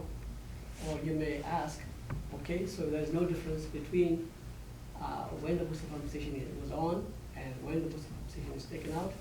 What is all this complaint about? So philosophically, or as per the philosophy that was written, I mean, in terms of code through our SCADA system, for the pumps to run is only when the demand arises. As a result, because there was no demand, because all these areas are meeting that minimum demand, the pumps, all pumps in the booster pump station were not running at all. Finally, for the reason that's not very clear to me, or someone in Tiban area casually mentioned, maybe, you know what, could you guys add some pressure into our areas, because I seem to be having a little low pressure. And physically, by hand, manually, one of the small pumps were made to run. So what has been happening is 1 pump out of the 6 pumps were running. So that 1 pump has naturally added pressures more than the minimum required pressure that we cannot afford to give to other parts of town was provided to this area. So instead of the 40 PSI, for example, during peak hours, or the 20 PSI during the fire flow and maximum day demand, some of these locations were getting up to 70 PSI as a result of that 1 pump running. Now, when the leak was identified and we start examining things, you know what? You know, we have a hydraulic model, a water model, and you can do things, you know, put off the water pump station and see what happens, and naturally nothing happened. But that was not sufficient, because when you're saying you're safe to a certain segment of the community, a physical testing needed to be done. That physical testing was done by way of a hydrant flow test, which Public Works completed. And that clearly also shows barely, if at all, there is 1 or 2 homes. In fact, surprisingly, from the area that had complained, or in the area that had complained, has a little lower pressure than the rest of the Tiffany area. So the question and the point is this: as I will explain, there are other areas or other works that the town would want to do if it can afford the fund. But it's the council's call, of course. One is, you know what, these people are used to a certain amount of pressure, so it will not be right now to deny them. Go ahead and repair the booster pump station. What's the cost to do that is one thing. Now the cost to try to go everywhere, just to give you an idea, the cost to repair the booster pump station varies from what we really want to do. The simple repair cost us, the town, between $250,000 to $300,000. That will just bring out the piping aside of the slab and have it right on the face of the wall, heat tape it, and do some electrical wiring to code, and things like that. That can be done, and the cost is the cost that I just mentioned. But the question remains, after we did do that, what's happening there? Anything different? Status quo remains. We'll continue to have 6 pumps in that pump house. Only one will continue to run the way it has been doing for the last 30 years. So that's now a choice council would have to But just for the sake of doing a comparison, where we are generally with our system,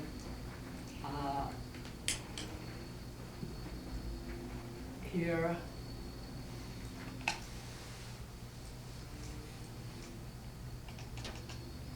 these are the town on the north part of town. This whole area, these little red dots are the ones that have a piping in them. The rest of this development, they cannot even afford to have a piping because there's no way that a drop of water would reach there. They are all on wells. So one thing, I mean, in terms of priority, the thing to do would be, for example, on this other map, sorry about this thing, it's,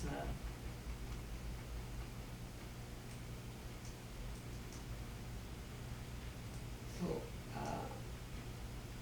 let me make this a little smaller. So now if we compare these two areas, if we do a looping around here and we install a booster pump station at the Grand Prairie Trail reservoirs, all these reds would be out and the town would be able to supply water to this community here. Now, for me, these are people within town who don't have, who are not tied into the system because our system does not extend that far. That's one. And the other one, by way of priority, would be to do, you can see this is our industrial area. This is Centennial Park, I think. They are all red. Now, if we do a little more work by way of extending this pipe here and loop it here and tie it to our system, like what we're proposing to do here, you will see that all these red dots are gone. That means we will be firefighting compliant. Like as per the insurance advisory group, they would require you to achieve a certain pressure to be able to fight fire in your industrial areas. A certain pressure in your residential areas, multi-family, single-family, all the sorts. So there are those minimum that needs to be achieved. So by looping this pipe here, we will be achieving that minimum requirement. This is not an exaggeration of more than what they need, but to just get what they really need, there is a pipe looping that we need to do here. And a little bit of pipe here also would make things a little better on the west side of town as well. Like all this thing is red. By extending this, we turn them into green. So this is now to upgrade our system as it is. But then what does it mean really? What's the fate of the booster pump station if we are considering looking at all these other things that we're talking about? So eventually, if we continue to build on the booster pump station that's at the Grand Trail Reservoir, what's going to happen here? I just want to have the two maps and make it larger, but it seems it's not.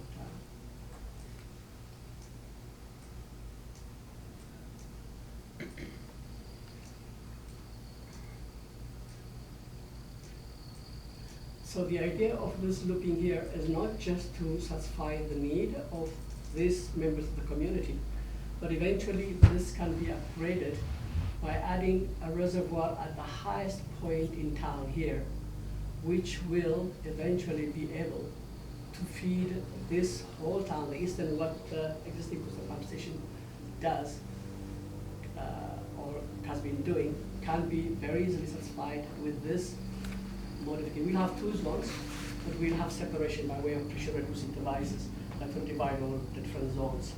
So a reservoir up here and feeding the community by gravity, and this reservoir feeding exactly the way this reservoir is filling, only at low demand at night. Supplying the community by gravity is much more cheaper in terms of trying to achieve a big demand through pumps, pumping all the time. Therefore, considering all this, I feel that it's important for council to really know or to bring to council's attention what they need to know on their decision going forward regarding the Worcester pump station. So I'm going to forget, nothing I forgot to mention to you, that's relevant to you.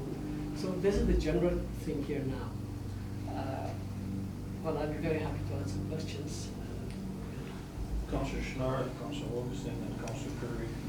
Councillor Sorensen. I just have a couple points. So this drawing you have up right now, if I'm understanding right, if you put a pump up on the top end Grand Prairie Trail that will increase all this, will that solve Tiffin's water pressure? Because believe it or not, they don't have good pressure. So I'm just figuring like that. Now the other problem we have there, we put the pump in where you showed the green lines. How long and how much will it cost to put in the extension lines? Like if we're looking on a map, but then we have to put it in, you know, so those things, because the 250 or 300,000 estimate, of course, in Tiffin, if there's 6 pumps and we only need 1 or 2, they're pumps, they can go in or out, and the people in Tiffin have been waiting very patiently. So I'm thinking it can't be $250,000 to install 1 pump, bring the pressure back up, because even when it says on demand, if it's summertime watering, I kind of hard to believe if we have a fire, I think we need that backup pump for water. No, sir, with due respect, I differ with you. There is no need for Worcester Okay, so that, to run for fire. okay, so that fire, but I mean, like, many people are calling, so I don't believe for 1 second these people are fabricating, saying my water pressure is the same. So I think we need to get the 1 pump. I'm not against exploring the top, it makes sense, but I'm looking at the top, we're putting in a reservoir. I'd be scared to ask what that costs today, but we need to get that pump in. My question is, when can we have it? They've been patiently waiting since September, or, you know, fall time when we had the problem. Now it's going to be, by the time it's resolved, it's been a year. I believe the taxpayer has been patient, and we have to address that issue. Okay, first of all, I didn't say that they're making stories because I am sure they are suffering by way of they're not getting the pressure that they used to, because obviously we have shut one pump. But the question is, look, at least Tiffin has something. And I can tell you however low it is, we are able to fight fire in Tiffin. We are able to deliver peak hour demands in Tiffin, except for 2 houses that I'm very clear of in the Wilshire area, as a matter of fact, which we've not really received, unless Darren has received. I personally do not know of it. The question in front of you, in front of the committee is, look, we can do that. We can appease a certain section of the community because fortunately, unfortunately, they were used to a higher pressure, and all of a sudden when they lose that, it's only natural they react, and that's what's happening. And if you think they should be heard, then it's your call, but we go ahead, repair that pump, 1 pump runs, and we do that. But one thing that I want to caution you again is, there are a lot in the community that don't have a drop of water flowing into their homes. So these are the choices that you have to make. Just the one closing one. The other one is, if I'm understanding right, I'm a little alarmed when we're putting out red areas. We have parts in our town that we don't have proper water pressure for fire, or did I? It's been there for years. Okay, so it's something we have to seriously address, because I mean, I agree it's all by insurance, but I mean, like, bringing it forward now, we've passed our budget, so I mean, this project could be in 7 digits, so we need to address it. So I was quite concerned when you said that, but some of the places in town that are on wells, it's stuff that we annexed, and I agree in time we have to do it, but that's where my thing, I've always spoken about it, we need to address Tiffin, and we can put a pump in, turn it on, and you can always take the pump out later if we explore the top options of, you know, giving everyone proper fire protection, but I mean, it's gonna be 7 digits to build this, so we need to get that addressed. To the chair, the thing is, this budget has been brought to council several times. In fact, it was in our 5-year budget, not just for the water, also for extending the sanitary services to the west. Therefore, and bringing it all the time and bugging you when it's obvious that we can't afford it was not making sense anymore. Otherwise, by way of a 5-year thing, it has always been floated, even after the MCO came. Just so I know I'm interrupting. I've been on council for a while. This is the first of my knowledge that we have a crisis. We don't have water pressure for firefighting. So if something I may have missed, but I'm going, that's something serious. Now, that should have factored in our budget if we have that serious problem. If I may, backup. Mr. Chair, I was just saying, I think we would want to, this conversation at a very high level is the direction we're seeking. Certainly confirm that this is an item that Dawit has brought to this council's attention, not this council's attention, council's attention in general, at our strategic planning retreats in the past as well.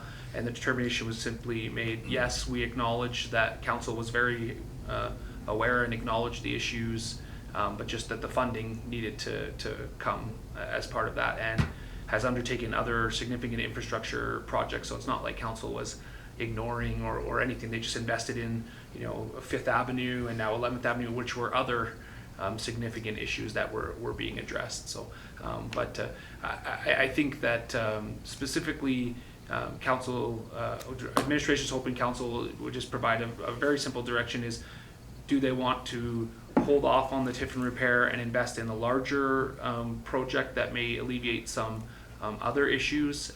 This would generally mean that Tiffin's water pressure would be similar to what it is now moving forward. Would that be fair, Dawit? Thank you. And or engage in the repair. Administration is neutral on that. It's really council's directive as to how they want to invest in that infrastructure. About $300,000 for the repair of the Tiffin station would return us back to where we were before, providing an increased level of water pressure to the Tiffin area for presumably an indefinite period of time. But we wanted to make sure that council had the backdrop of the larger scale concerns and issues that Dawit has been bringing forward, I think, for some time, and just want to make sure that those are again in council's mind as they consider this issue. I think is really what Dawit is wanting to make sure he does his due diligence there. But, I know you're bringing forward everything to us in that, which is great. I've seen it before at one point then. I think the question was here we are getting a lot of calls on Tiffin, specifically on Tiffin, but nowhere else in town. And I know down the safety store, I got stopped twice by people from Tiffin. It was an independent the other day. Two other different people stopped me and talked about. So I think right now, Tiffin is what's on the menu here right now is, that's the biggest concern about the people right now. But that's my comment, Amy, but I think Councilor Curry was next. Just through the chair, a couple questions to it. Price ranges on the other two, like bulk price ranges for that one and then the one in the industrial area. Bulk, I would say about 3.6 million for the looping that we need to do. A portion of that work actually I didn't show them. I can show you also little pieces we have dealt when we upgrade our system, like FIDAP. There are so many factors we have changed and get closer than they should be. So this look that you asked is roughly, I cannot be quoted, as you know, beats are beats, but it's about 3.6 million. That's for the industrial connection? For the industrial connection. And I would say roughly between 1.8 to $2 million, the looping there and the booster pump station by the Grand Prairie Trail would cost us that.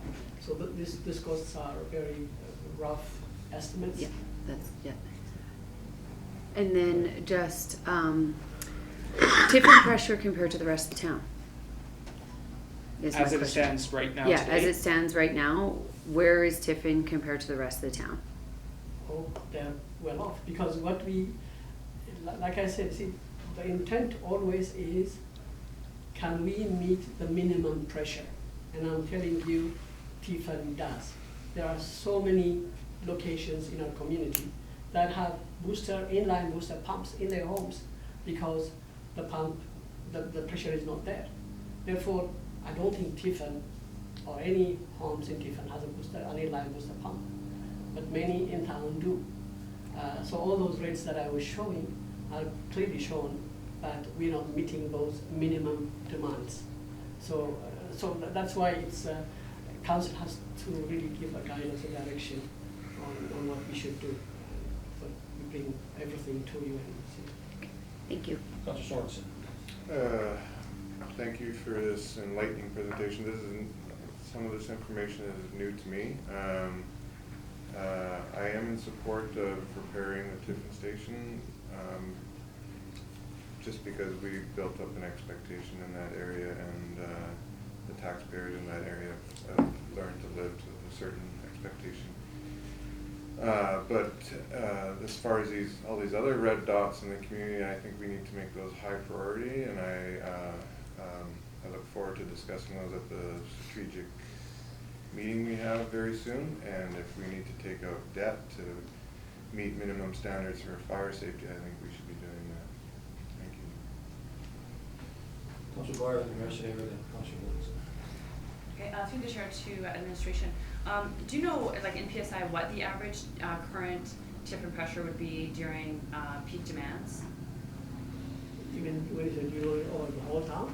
Just like an average, like of what it would approximately be in a peak demand. I can tell you what the minimum that we should achieve is 40 psi for peak hour demand, and for fire is 20 psi. That simply means about 28 meters of height of water, or when you're from your hydrant, from the surface, 28 meters for the 40 psi. To be able to fight fire, you have about 14, 15 meters. And as long as you achieve that, you are within code as far as the insurance advisory group is concerned, or those requirements are concerned. But the amount of water that you have to supply to different places are different. Industrial areas is about 300 liters per second, or 250 to 300 liters per second, while the single residentials, like Tiffin, for example, is about 76 liters per second. That's why when we lost one reservoir, we are comfortable that we can achieve close amount of water to be able to fight fire even with the reservoir down, but not for industrial areas. So that's why we have to bring it back. So if you go, for example, to the Centennial area and you open a hydrant, you'll see it's skyrocketing like anything, but then the amount of water and the pressure are not both there. Therefore, when we show red, it doesn't mean that when you open the hydrant, there's no water flowing or something. There is definitely water, but it's the amount of pressure and the volume of water that's coming out of that hydrant that satisfy what's needed for that particular area. So that's how we look at it. Okay, thank you. And another comment. Like I know I've had some residents, mention that when they turn on their garden hose, like their sprinkler hoses, that they're not even filling up. Whereas last year they would have. I used to live in Tiffin across from the pump house, and I know the pressure was extremely high. It kind of hurt my face to have a shower. So I understand that maybe they were being over-serviced as far as how the pressure went. But some of the comments that I've been getting from residents there, it seems a little less than what I would have expected for the water pressures, even if they're able to fight a fire, that their garden hoses aren't pressuring up properly. It just seems really odd. Like I said, we have these data that are put into our model, and we can clearly see where we are in town. But we don't really fully count on that, because whatever you're putting in is not, if it's not of quality, then the output is also a problem. So what we do is Public Works goes out and physically run a test, hydrant test. And these numbers that I just narrated is from Public Works. So Darren should be able to attest to that, or if he has concerns, he can say whatever he needs to say now. Because these are hydrant flow test data that I received from Public Works, and they compare very well to what we have using our own models. Engineer. Okay, through the chair, a couple comments. I think we need to clarify that we do have fire coverage in those areas. I don't want people getting the impression that if there's a fire, we wouldn't be able to fight it. It just doesn't meet the standards at the hydrant. But we do have the apparatus and the resources available to deal with those sorts of situations. I don't want to panic people, which is sometimes what happens when you put data up like that. I know it's been a long-standing issue. When I was on council, I know that there were hydrant issues in some of those areas. I guess my first question would be, Have we done any testing at private homes to see what the pressure is? I also have received a lot of comments and commentary that quite frankly does not meet up with the data you're showing here today. There, people are saying they go for a shower and it's basically trips during peak demand times. So they have to adjust their schedules, either have a shower the night before or whatever. On-demand heating systems not working properly, and it's usually during those peak demand times. So something's not jiving, or maybe these are just particular households. So I'm just wondering if we have offered any testing to get a better idea of what those numbers look like. Because when I hear those sorts of things, I'm more inclined to get this fixed sooner rather than later. Because I know if I was in another area of town, I'd be just as concerned as these residents are. I lived in areas with lower pressure, but never had those types of issues. So I should also add just for consideration, these are not mutually exclusive projects, right? Both can be done. It's just a matter of resources, right? It just takes away some of the resources. So it's not, if we repair the Tiffin booster pump station, we will still be advocating for these as important infrastructure projects to be considered. But we'll have $350,000-$400,000 less money. That's to exactly do right. those That's things. the dynamic that I think we just want to make sure of there. Yes, I think Mr. Mayor, you have raised a very, very valid point. When I say we don't have firefighting capabilities, a fire truck coming and filling from our hydrant and be able to do that may have difficulty, is what I'm saying. But lines and lines of fire trucks that are filled from other places in town and coming firing, which they will do because they're aware. By the way, our fire hall understands clearly where the red are, where the thing are, and they know they have already put a mechanism. If a fire is to happen in these red areas, they know exactly how to deal with that. So I should be very careful. I'm just trying to... I just wanted to clarify that. No, I think it's important to really bring that out, In terms of the site testing, Dawit or Darren, can either of you comment on site-specific testing at residents in Tiffin? What I'm aware of is only of the hydrants, but Darren probably would go closer and look.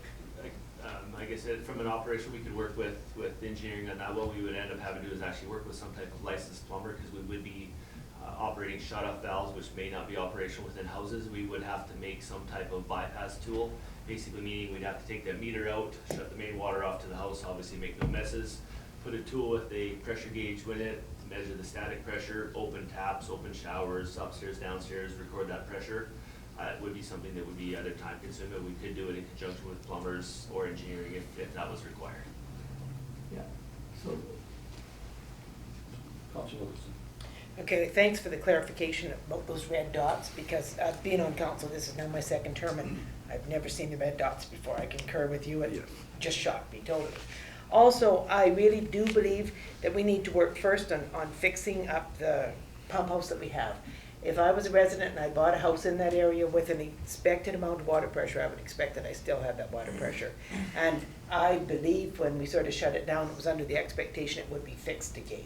The Grand Prairie Trail people, I've talked to many of them, they're unhappy they don't have water, but they also bought their houses knowing they did not have water at the time. So I do hope that we go to that area as well, but I do think, first off, we have to fix our pump station.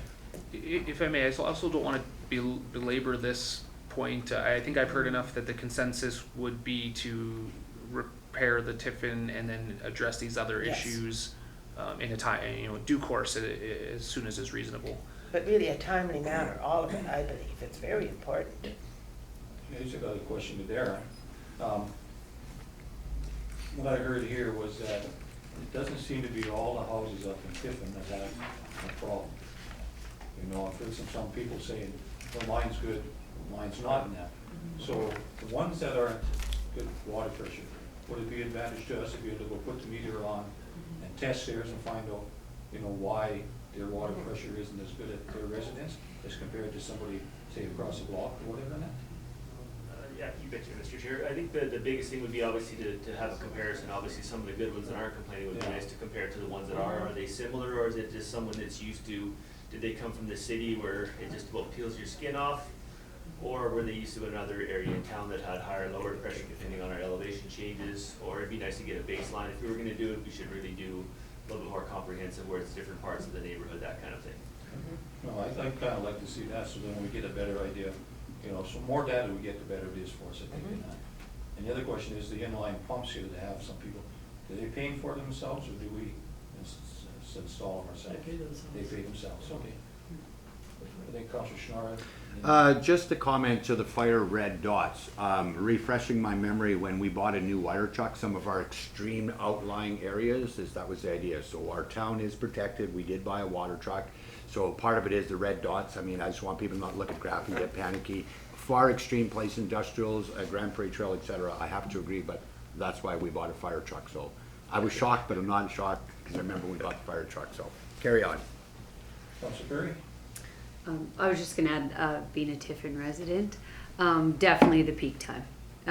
Same thing, I'm one of the fortunate ones, I think I'm closer, so mine is not one of the majors, but it is the peak times. The peak times is, I think, where a lot of people have noticed the substantial difference, is that, like Saturdays and Sundays, you do your laundry. I had to change laundry detergent and stuff because it doesn't get out, but it's the peak times, for sure, is where I think a lot of people are noticing it. Yeah. Go ahead, Doug, you want to respond? Yeah, no, I just want to elaborate. The thing is, we received just one or two, actually one is what my recollection is, immediately when the booster pump station was shut. It's only very recently that we had about another 3 or 4. That naturally would require us, and I think had we had time before this meeting, something that we could have really done is physically check exactly as instructed here, is the natural thing to do. But usually the hydrant numbers are very close unless there is a piping problem. And so definitely we'd be very happy to investigate that, how it works. My only addition to that, though, is that's probably a several month process by the time if it's as extensive as Darren is suggesting there, and so it would just be delaying a potential repair longer. And if council's already pretty certain that a repair is their preference, I don't see any added benefit to going down. That's just my perspective on it. Well, I really would like to see data on these houses before we spend over $250,000 on something that I'm not entirely convinced is necessary. If there might be a cheaper alternative like installing inline pumps on these specific homes, considering that other areas of the community have weak water pressure. Having said that, I concur with Councillor Wilkinson that people have come to expect that. They bought it with that pressure, so I'm a little challenged with that, and I don't want to delay this any further. Quite frankly, this has been ongoing for far too long, and I think we need to take action. So I think my recommendation at this point would be to proceed with the repairs immediately, and restore the water pressure in that neighborhood. Not that I'm necessarily like it, but I think that I've heard enough from separate sources and different areas of that community that convinced me that there is a problem there, despite what the hydrant tests show, that we do need to take some action and hopefully fund that through our surplus funds from last year. So that's my take. You know, I echo your comments. We have that reserve. We have 1.8 million. So if something like this comes up, we get 250, 300 out of it. That's what that could be used for too. And I agree with you on that. Just 2 quick comments. Some of the stuff I did question when we passed the budget, we knew about this. That wouldn't have been 1.8 said and done. We don't worry about, but moving forward, there's no question. We have to fix it. I agree. Move forward, fix it. We have an obligation. As well, testing. I would question when you did testing. I would agree with the mayor. I talked to enough people in all the different areas. They have no reason to fault. The guy invited me in his house and he said, look for testing, he took off his hot water tank or his tank to his dryer or his washing machine, took out a pail, turned on the tap, he's dribbling out. I seen it with my own eyes. I don't need a tester to tell me water shouldn't dribble. So I agree, move forward, let's get her done. Through the chair, I think people were quite patient in not complaining because they assumed that we were going to fix it this spring. So that's possibly I why we're agree. just getting the complaints now. If I may, I agree with that. Yeah. Certainly that's been a part of the dynamic. People have been very patient Right. as we communicated our intentions to consider Mhm. alternatives. And I think that patience will only Just what. last a very, Yep. very certain amount of time. But Councilor Dwyer. Yeah, I'd have to agree with Councillor Wilkinson and Mayor Zahara's comments that they've come to expect a certain level of water pressure in their homes, and I don't argue that the facts that you presented are incorrect at all, but there's definitely something interesting going on if we've had this many level of complaints. So I think we do need to go ahead and try and fix this. well, I think administration then will bring that back for consideration to next week's meeting for funding that project there. Thank you. I guess one of my questions is that we had 6 pumps up there in that building, was that right? So do we need all 6? Can we get away with 2 or whatever, and a pump that's running when it's not asking to be peak demand? You can set it up to go into a recycle mode, so that it's not, being used all the time, goes into recycle, cuts back halfway, and then as the demand is, it picks itself up at peak demands. It's less wear and tear in the pumps, and the system and everything else. I guess, can we get away with 2 pumps in there instead of 6? Because if one was running all the other time, and we had other ones sitting there doing nothing, to me, that's a waste of money. Yeah, that's correct. The pumps are there. The pumps are not being used. What we will continue to do now is we'll have a maintenance schedule and have them maintained, but there's no point really uprooting them because they're just sitting there, just like any other store, wherever you take them, they're sitting there. So I agree with you about the 2 pump. They can be used alternately, or one is standby and the other. So that would be that, and we'll continue to do what we've been doing the last many years. And the pumps that we could take out of there would be interchangeable with other ones in our other pump houses. They could be used for that, as, parts or whatever, or Yeah, just replacement pumps. thank you. Yeah, we're certainly capable that Dowick can design a system that maximizes its efficiency and. I'd like to see it go that way, because maybe we could get the pump back up and running. Might save us a little bit of money if we went to 2 systems instead of 6 or whatever, and have something sitting there that we're not using, we can utilize someplace else in our town. Okay. Thank you. Any other questions? I think I'm talked out. Thank you, Dolly. Okay, Yeah, just have a 5-minute break then? Yes, I'm gonna check my phone. Got a meeting at home. did have one.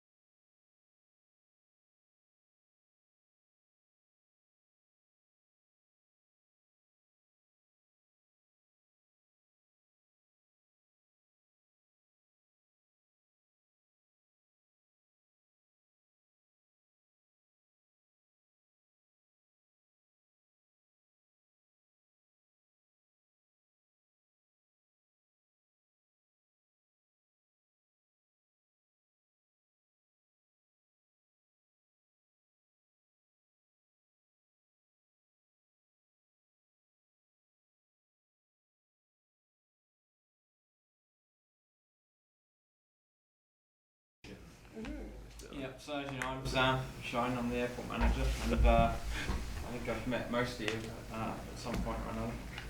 So we're here today to discuss the Edson Airport as an economic driver for the town. And we're going to talk about the airport's ability to support the town's mission statement. That's based on the old strategic plan, not the new one. They're close enough. That with a focus on expanding to accommodate tourism traffic, specifically scheduled flight service. Does everyone understand what I mean by scheduled flight service? Great. So how does the airport further contribute to the town's mission statement? The opportunities for growth. There's employment within the town, at the facility, and within the organisation, both at the facility and in other departments. There's the opportunity for local business growth with hotels, restaurants, car rental services, shuttle bus services, that type of stuff. And for existing industry, with the increased convenience of transporting goods and personnel, their size and complexity of their current operations will increase. We get constant feedback from local industry on the arduous operations that they have at the moment, trying to transport everything by road. It really constant phone calls about that. There's also the contribution to investment. Business owners will move their operations to the town, and then there will be subsequent new startups with things like souvenir shops, hobby shops, and tourist activities, that type of stuff. And then there's the contribution to excellent quality of life. And so it's not access to air travel is not just about destinations out of town. It's the opportunities created within the community that matter, and making it easier as well for family members to come and visit the town and come visit our nice new hospital. Makes it a lot more attractive to move to somewhere that people can get to. Currently, the airport at the moment, we serve a large amount of private aircraft, small private aircraft, a large amount of helicopter operations, commercial. They're operating with the oil and gas, government services such as forestry and fish and wildlife, and also the fire suppression base and whatnot. We also serve some small chartered aircraft, 7 to 8 seat aircraft. Again, they're operating with the oil and gas industry and the government services like Alberta Healthcare with patient transfers and things like that. But we get pretty much zero large commercial passenger traffic aircraft. There's very little to nothing done at the moment to attract or accommodate tourism. And that's not just the tourists themselves, it's also the commercial side with the companies that organise events that pass through town. We really don't do anything to accommodate or attract those. So tourism is a huge, fast-growing industry at the moment, and we want to open the gateway and ensure that tourism passes through the town of Edson. If a neighbouring community such as Whitecourt, someone would jump ahead of us and get on that ball, it would bypass Edson completely. And so we want to ensure it passes through here. From 2012 through 2014, there were previous studies done with the old council there on the feasibility of scheduled flight service and the prerequisites required to accommodate it. They showed supporting 50,000 passengers a year as a realistic achievement. Jasper Park is the largest national park that's not served by an airport at the moment. They've conducted studies over the last 2 years that show that they have enough tourism wanting to visit the park, enough that they are considering chartering their own 737 out their own pocket on a regular basis. You've probably noticed the impact at the moment it's having on Hinton with the hotel expansions and whatnot that they're going through to accommodate increased tourism in the park. We need to capitalise on that available market. Being a regional airport comes with a status of that holds a responsibility beyond the town of Edson, to help grow economy in the surrounding communities and throughout the region. And Edson will become a big brother to those other communities.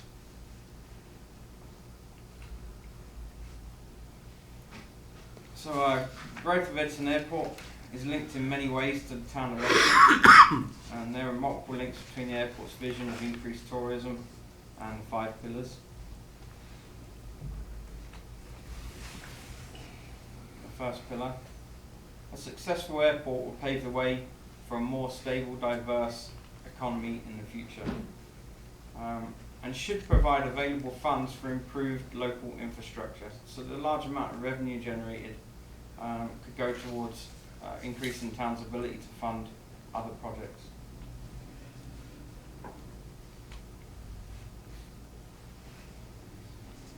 The next 2 pillars are supported by job creation. So as mentioned, there's the jobs created at the airport facility in terms of security screening officers, increased airport maintenance staff, fuel handling, baggage handling, that type of thing. There's also the jobs created in other departments with increased permitting, increased invoicing, increased customer services, and with increased taxation on new local businesses. They'd probably end up having to hire some more admin staff as well. With new employment opportunities, the population will grow. This will enhance the success of new activities within town and adding to a healthy lifestyle. And as we mentioned before, there's also families visiting the area and whatnot.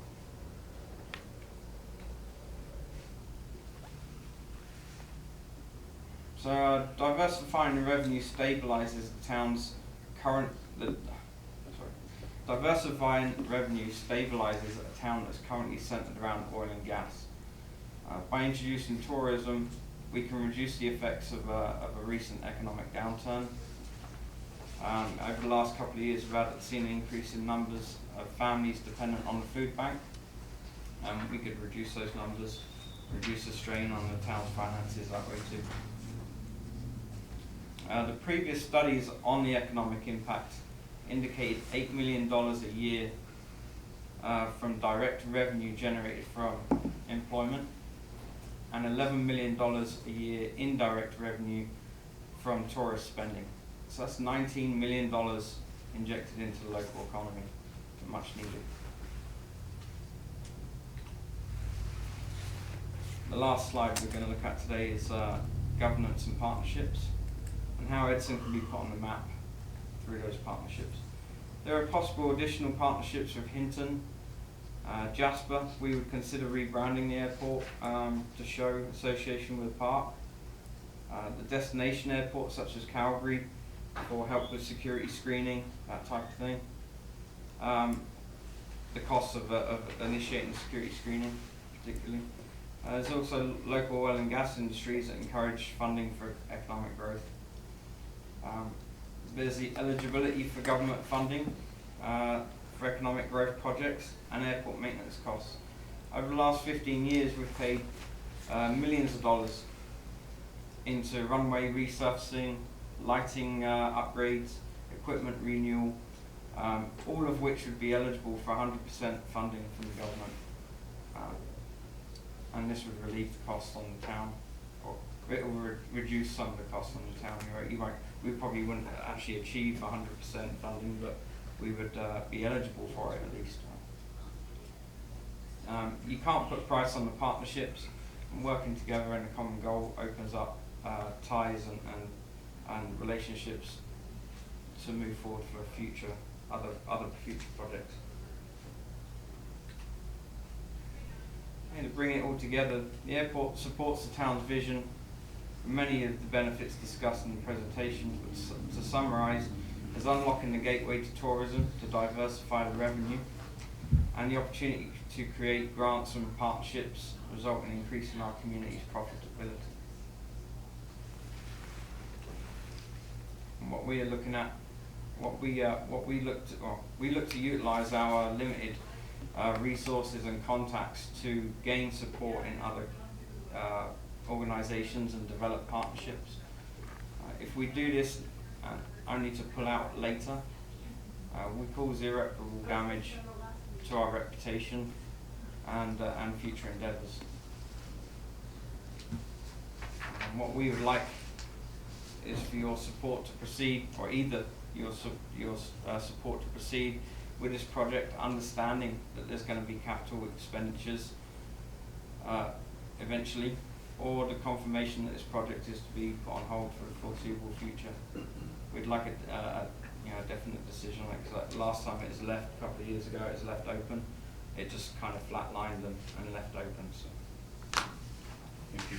Mayor Sahara? Thanks for that update, Sam, and I know that the previous mayor and councils have worked hard on this before, and I think our airport is a huge opportunity for this community and this region. We haven't had the chance to really seize on that opportunity, so I'm in full support of trying again. Yeah. I think that just due to our location to the national park, and our industrial activity in our region, this really could be an important service for our community. I know the last time we tried, it kind of, as you said, flatlined and failed, but I think that we need to continue on this path, especially when we're talking about growing our economy.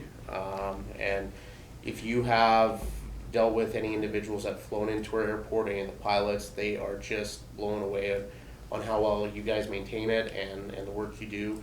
I think there's tremendous opportunity there, and I think if we don't seize on that opportunity, I think we're putting our community at a disadvantage. So, Councilor Byer. Through the chair to administration, I'd have to agree with Mayor Zahara. I think that perhaps we're underutilizing our airport right now. When Tourism Minister Miranda came and did a presentation a few months back, he commented that people want to go to the parks, from other nations. They come here, they want to go to the parks, but they can't go for the 7 days that they want to because there's not enough hotel rooms, and that they're looking for things to do close to the park before they get to enter it. And we're here, like that's us. In my mind, that speaks to us.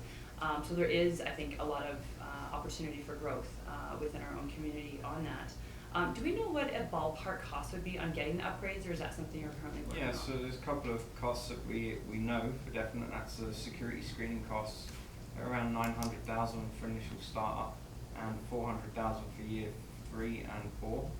But that doesn't include the cost to accommodate CATSA. So at the moment, the terminal building would struggle to accommodate the equipment and separate the screened passengers from the unscreened passengers.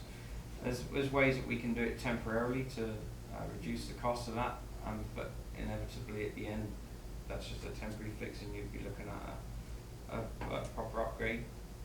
There's also one of the other limiting factors would be that we're on a water well and holding tank, which limits us to the amount of people we can hold in our building.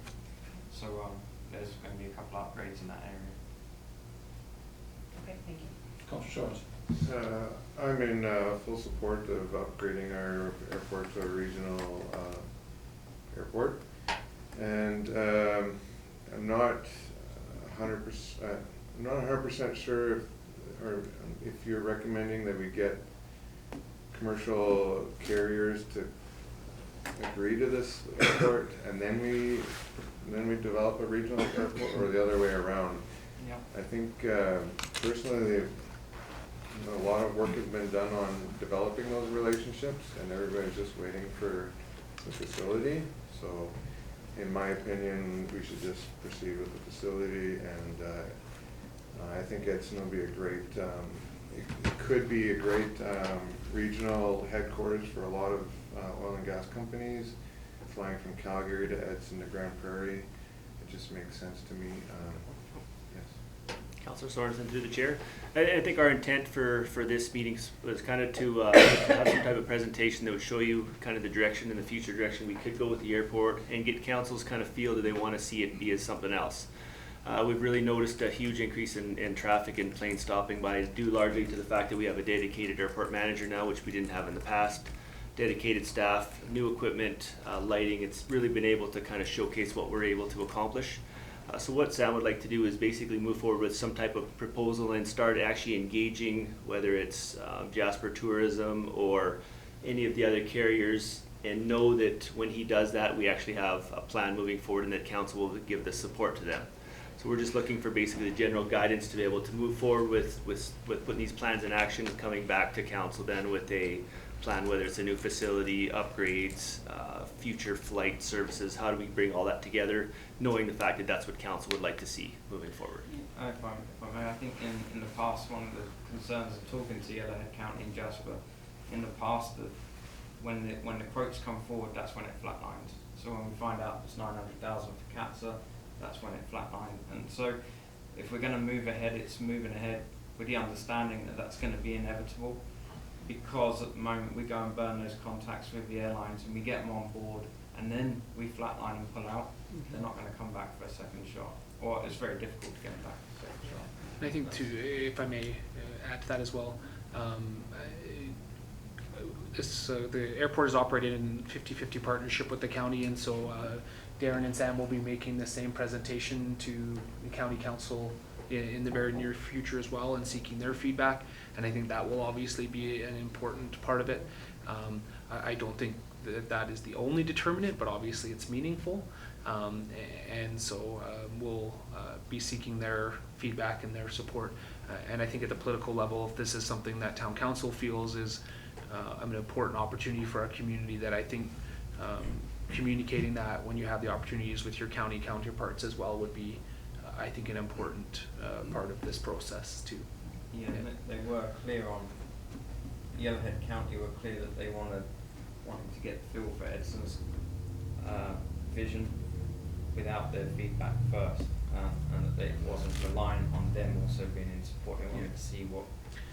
Yeah, and I think generally what I've heard is, if anyone feels differently, that development of our airport is an opportunity that should be pursued in a general sense, obviously. And we went through that last council, we were excited about, doing something like this, and the dollar amount came in.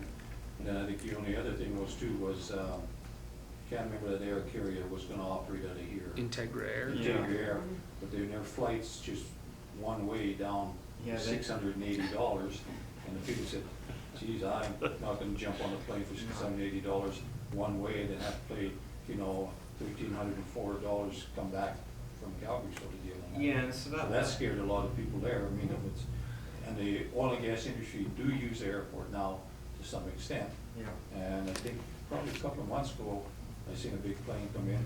I stopped in there and it was from Walmart. And they brought all the people in from Walmart. And they liked, the pilot was there and I had a chance to talk to him.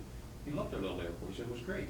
He had no complaints. He said it was a nice little place to fly in, and people got off. I think the real key dynamic here is, in its current state, we won't be able to develop much further beyond what we are now, and so developing it further is definitely possible, but it will require investment. Is the key, I think, there. Yes, I was going to comment, same as yours.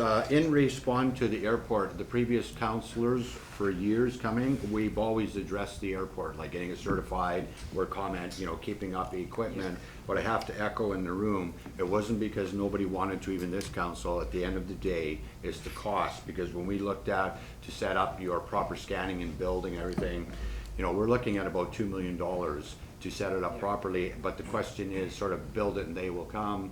I agree, the tourism is good, the airport is there. I guess, and what's echoed too, it's the county, and they obviously like the airport, or they never would have supported us all the way through. But at the end of the day, if it's $2 million, yes, I believe move forward, get the information, but it won't be the first time, and hoping not the last time, because for many years that airport, it was built for a reason. And every council since it's been built has tried, they move forward, and always cost stops them. And as well as this council, I believe everyone in this room, including myself, is very in favor, but at the end of the day, at what cost?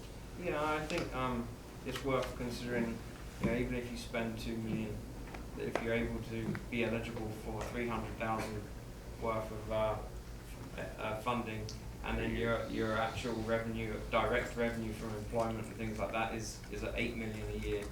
that's not a bad, that's actually a pretty good return, and I think most businesses would look at that as a very good return. Spend 2 and create 8 in one year, if it succeeds and whatnot.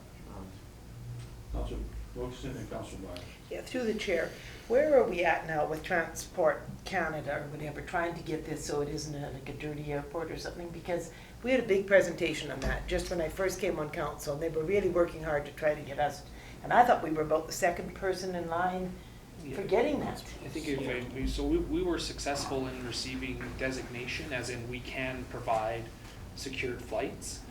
And that was, I think, the big push before the regional group worked together, and there was lots of interaction with Ottawa and Transport Canada, and that was successful.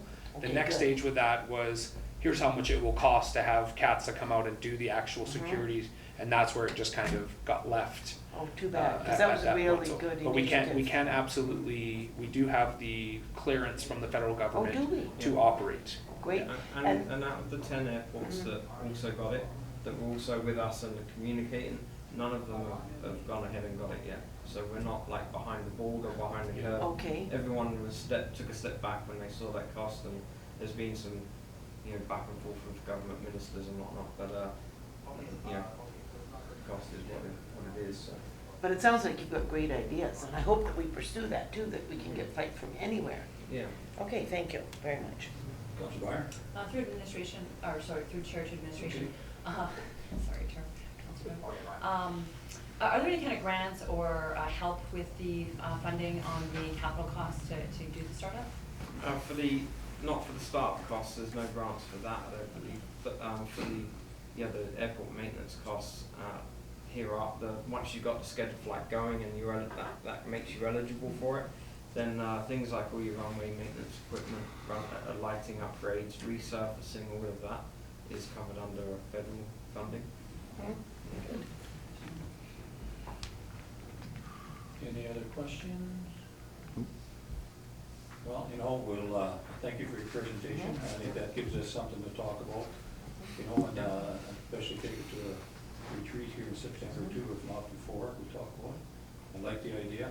I'd like to see it go ahead myself, because I know I sure would use it instead of driving 10 to 12 hours someplace. I could jump on a plane and be there and change flights and go someplace else. Yeah. It'd be great. But, yeah. Thanks. Thank you for your presentation. Thank you. Who's up next? Okay. Moving on. Questions from media public regarding information or something? I'm good, thank you. No, thank you. Turn the in camera. Okay, no in camera. Make a motion to adjourn and no in camera. Councilor Shenard, all in favor? Jack, put a hand up. Yes. Okay. Thank you.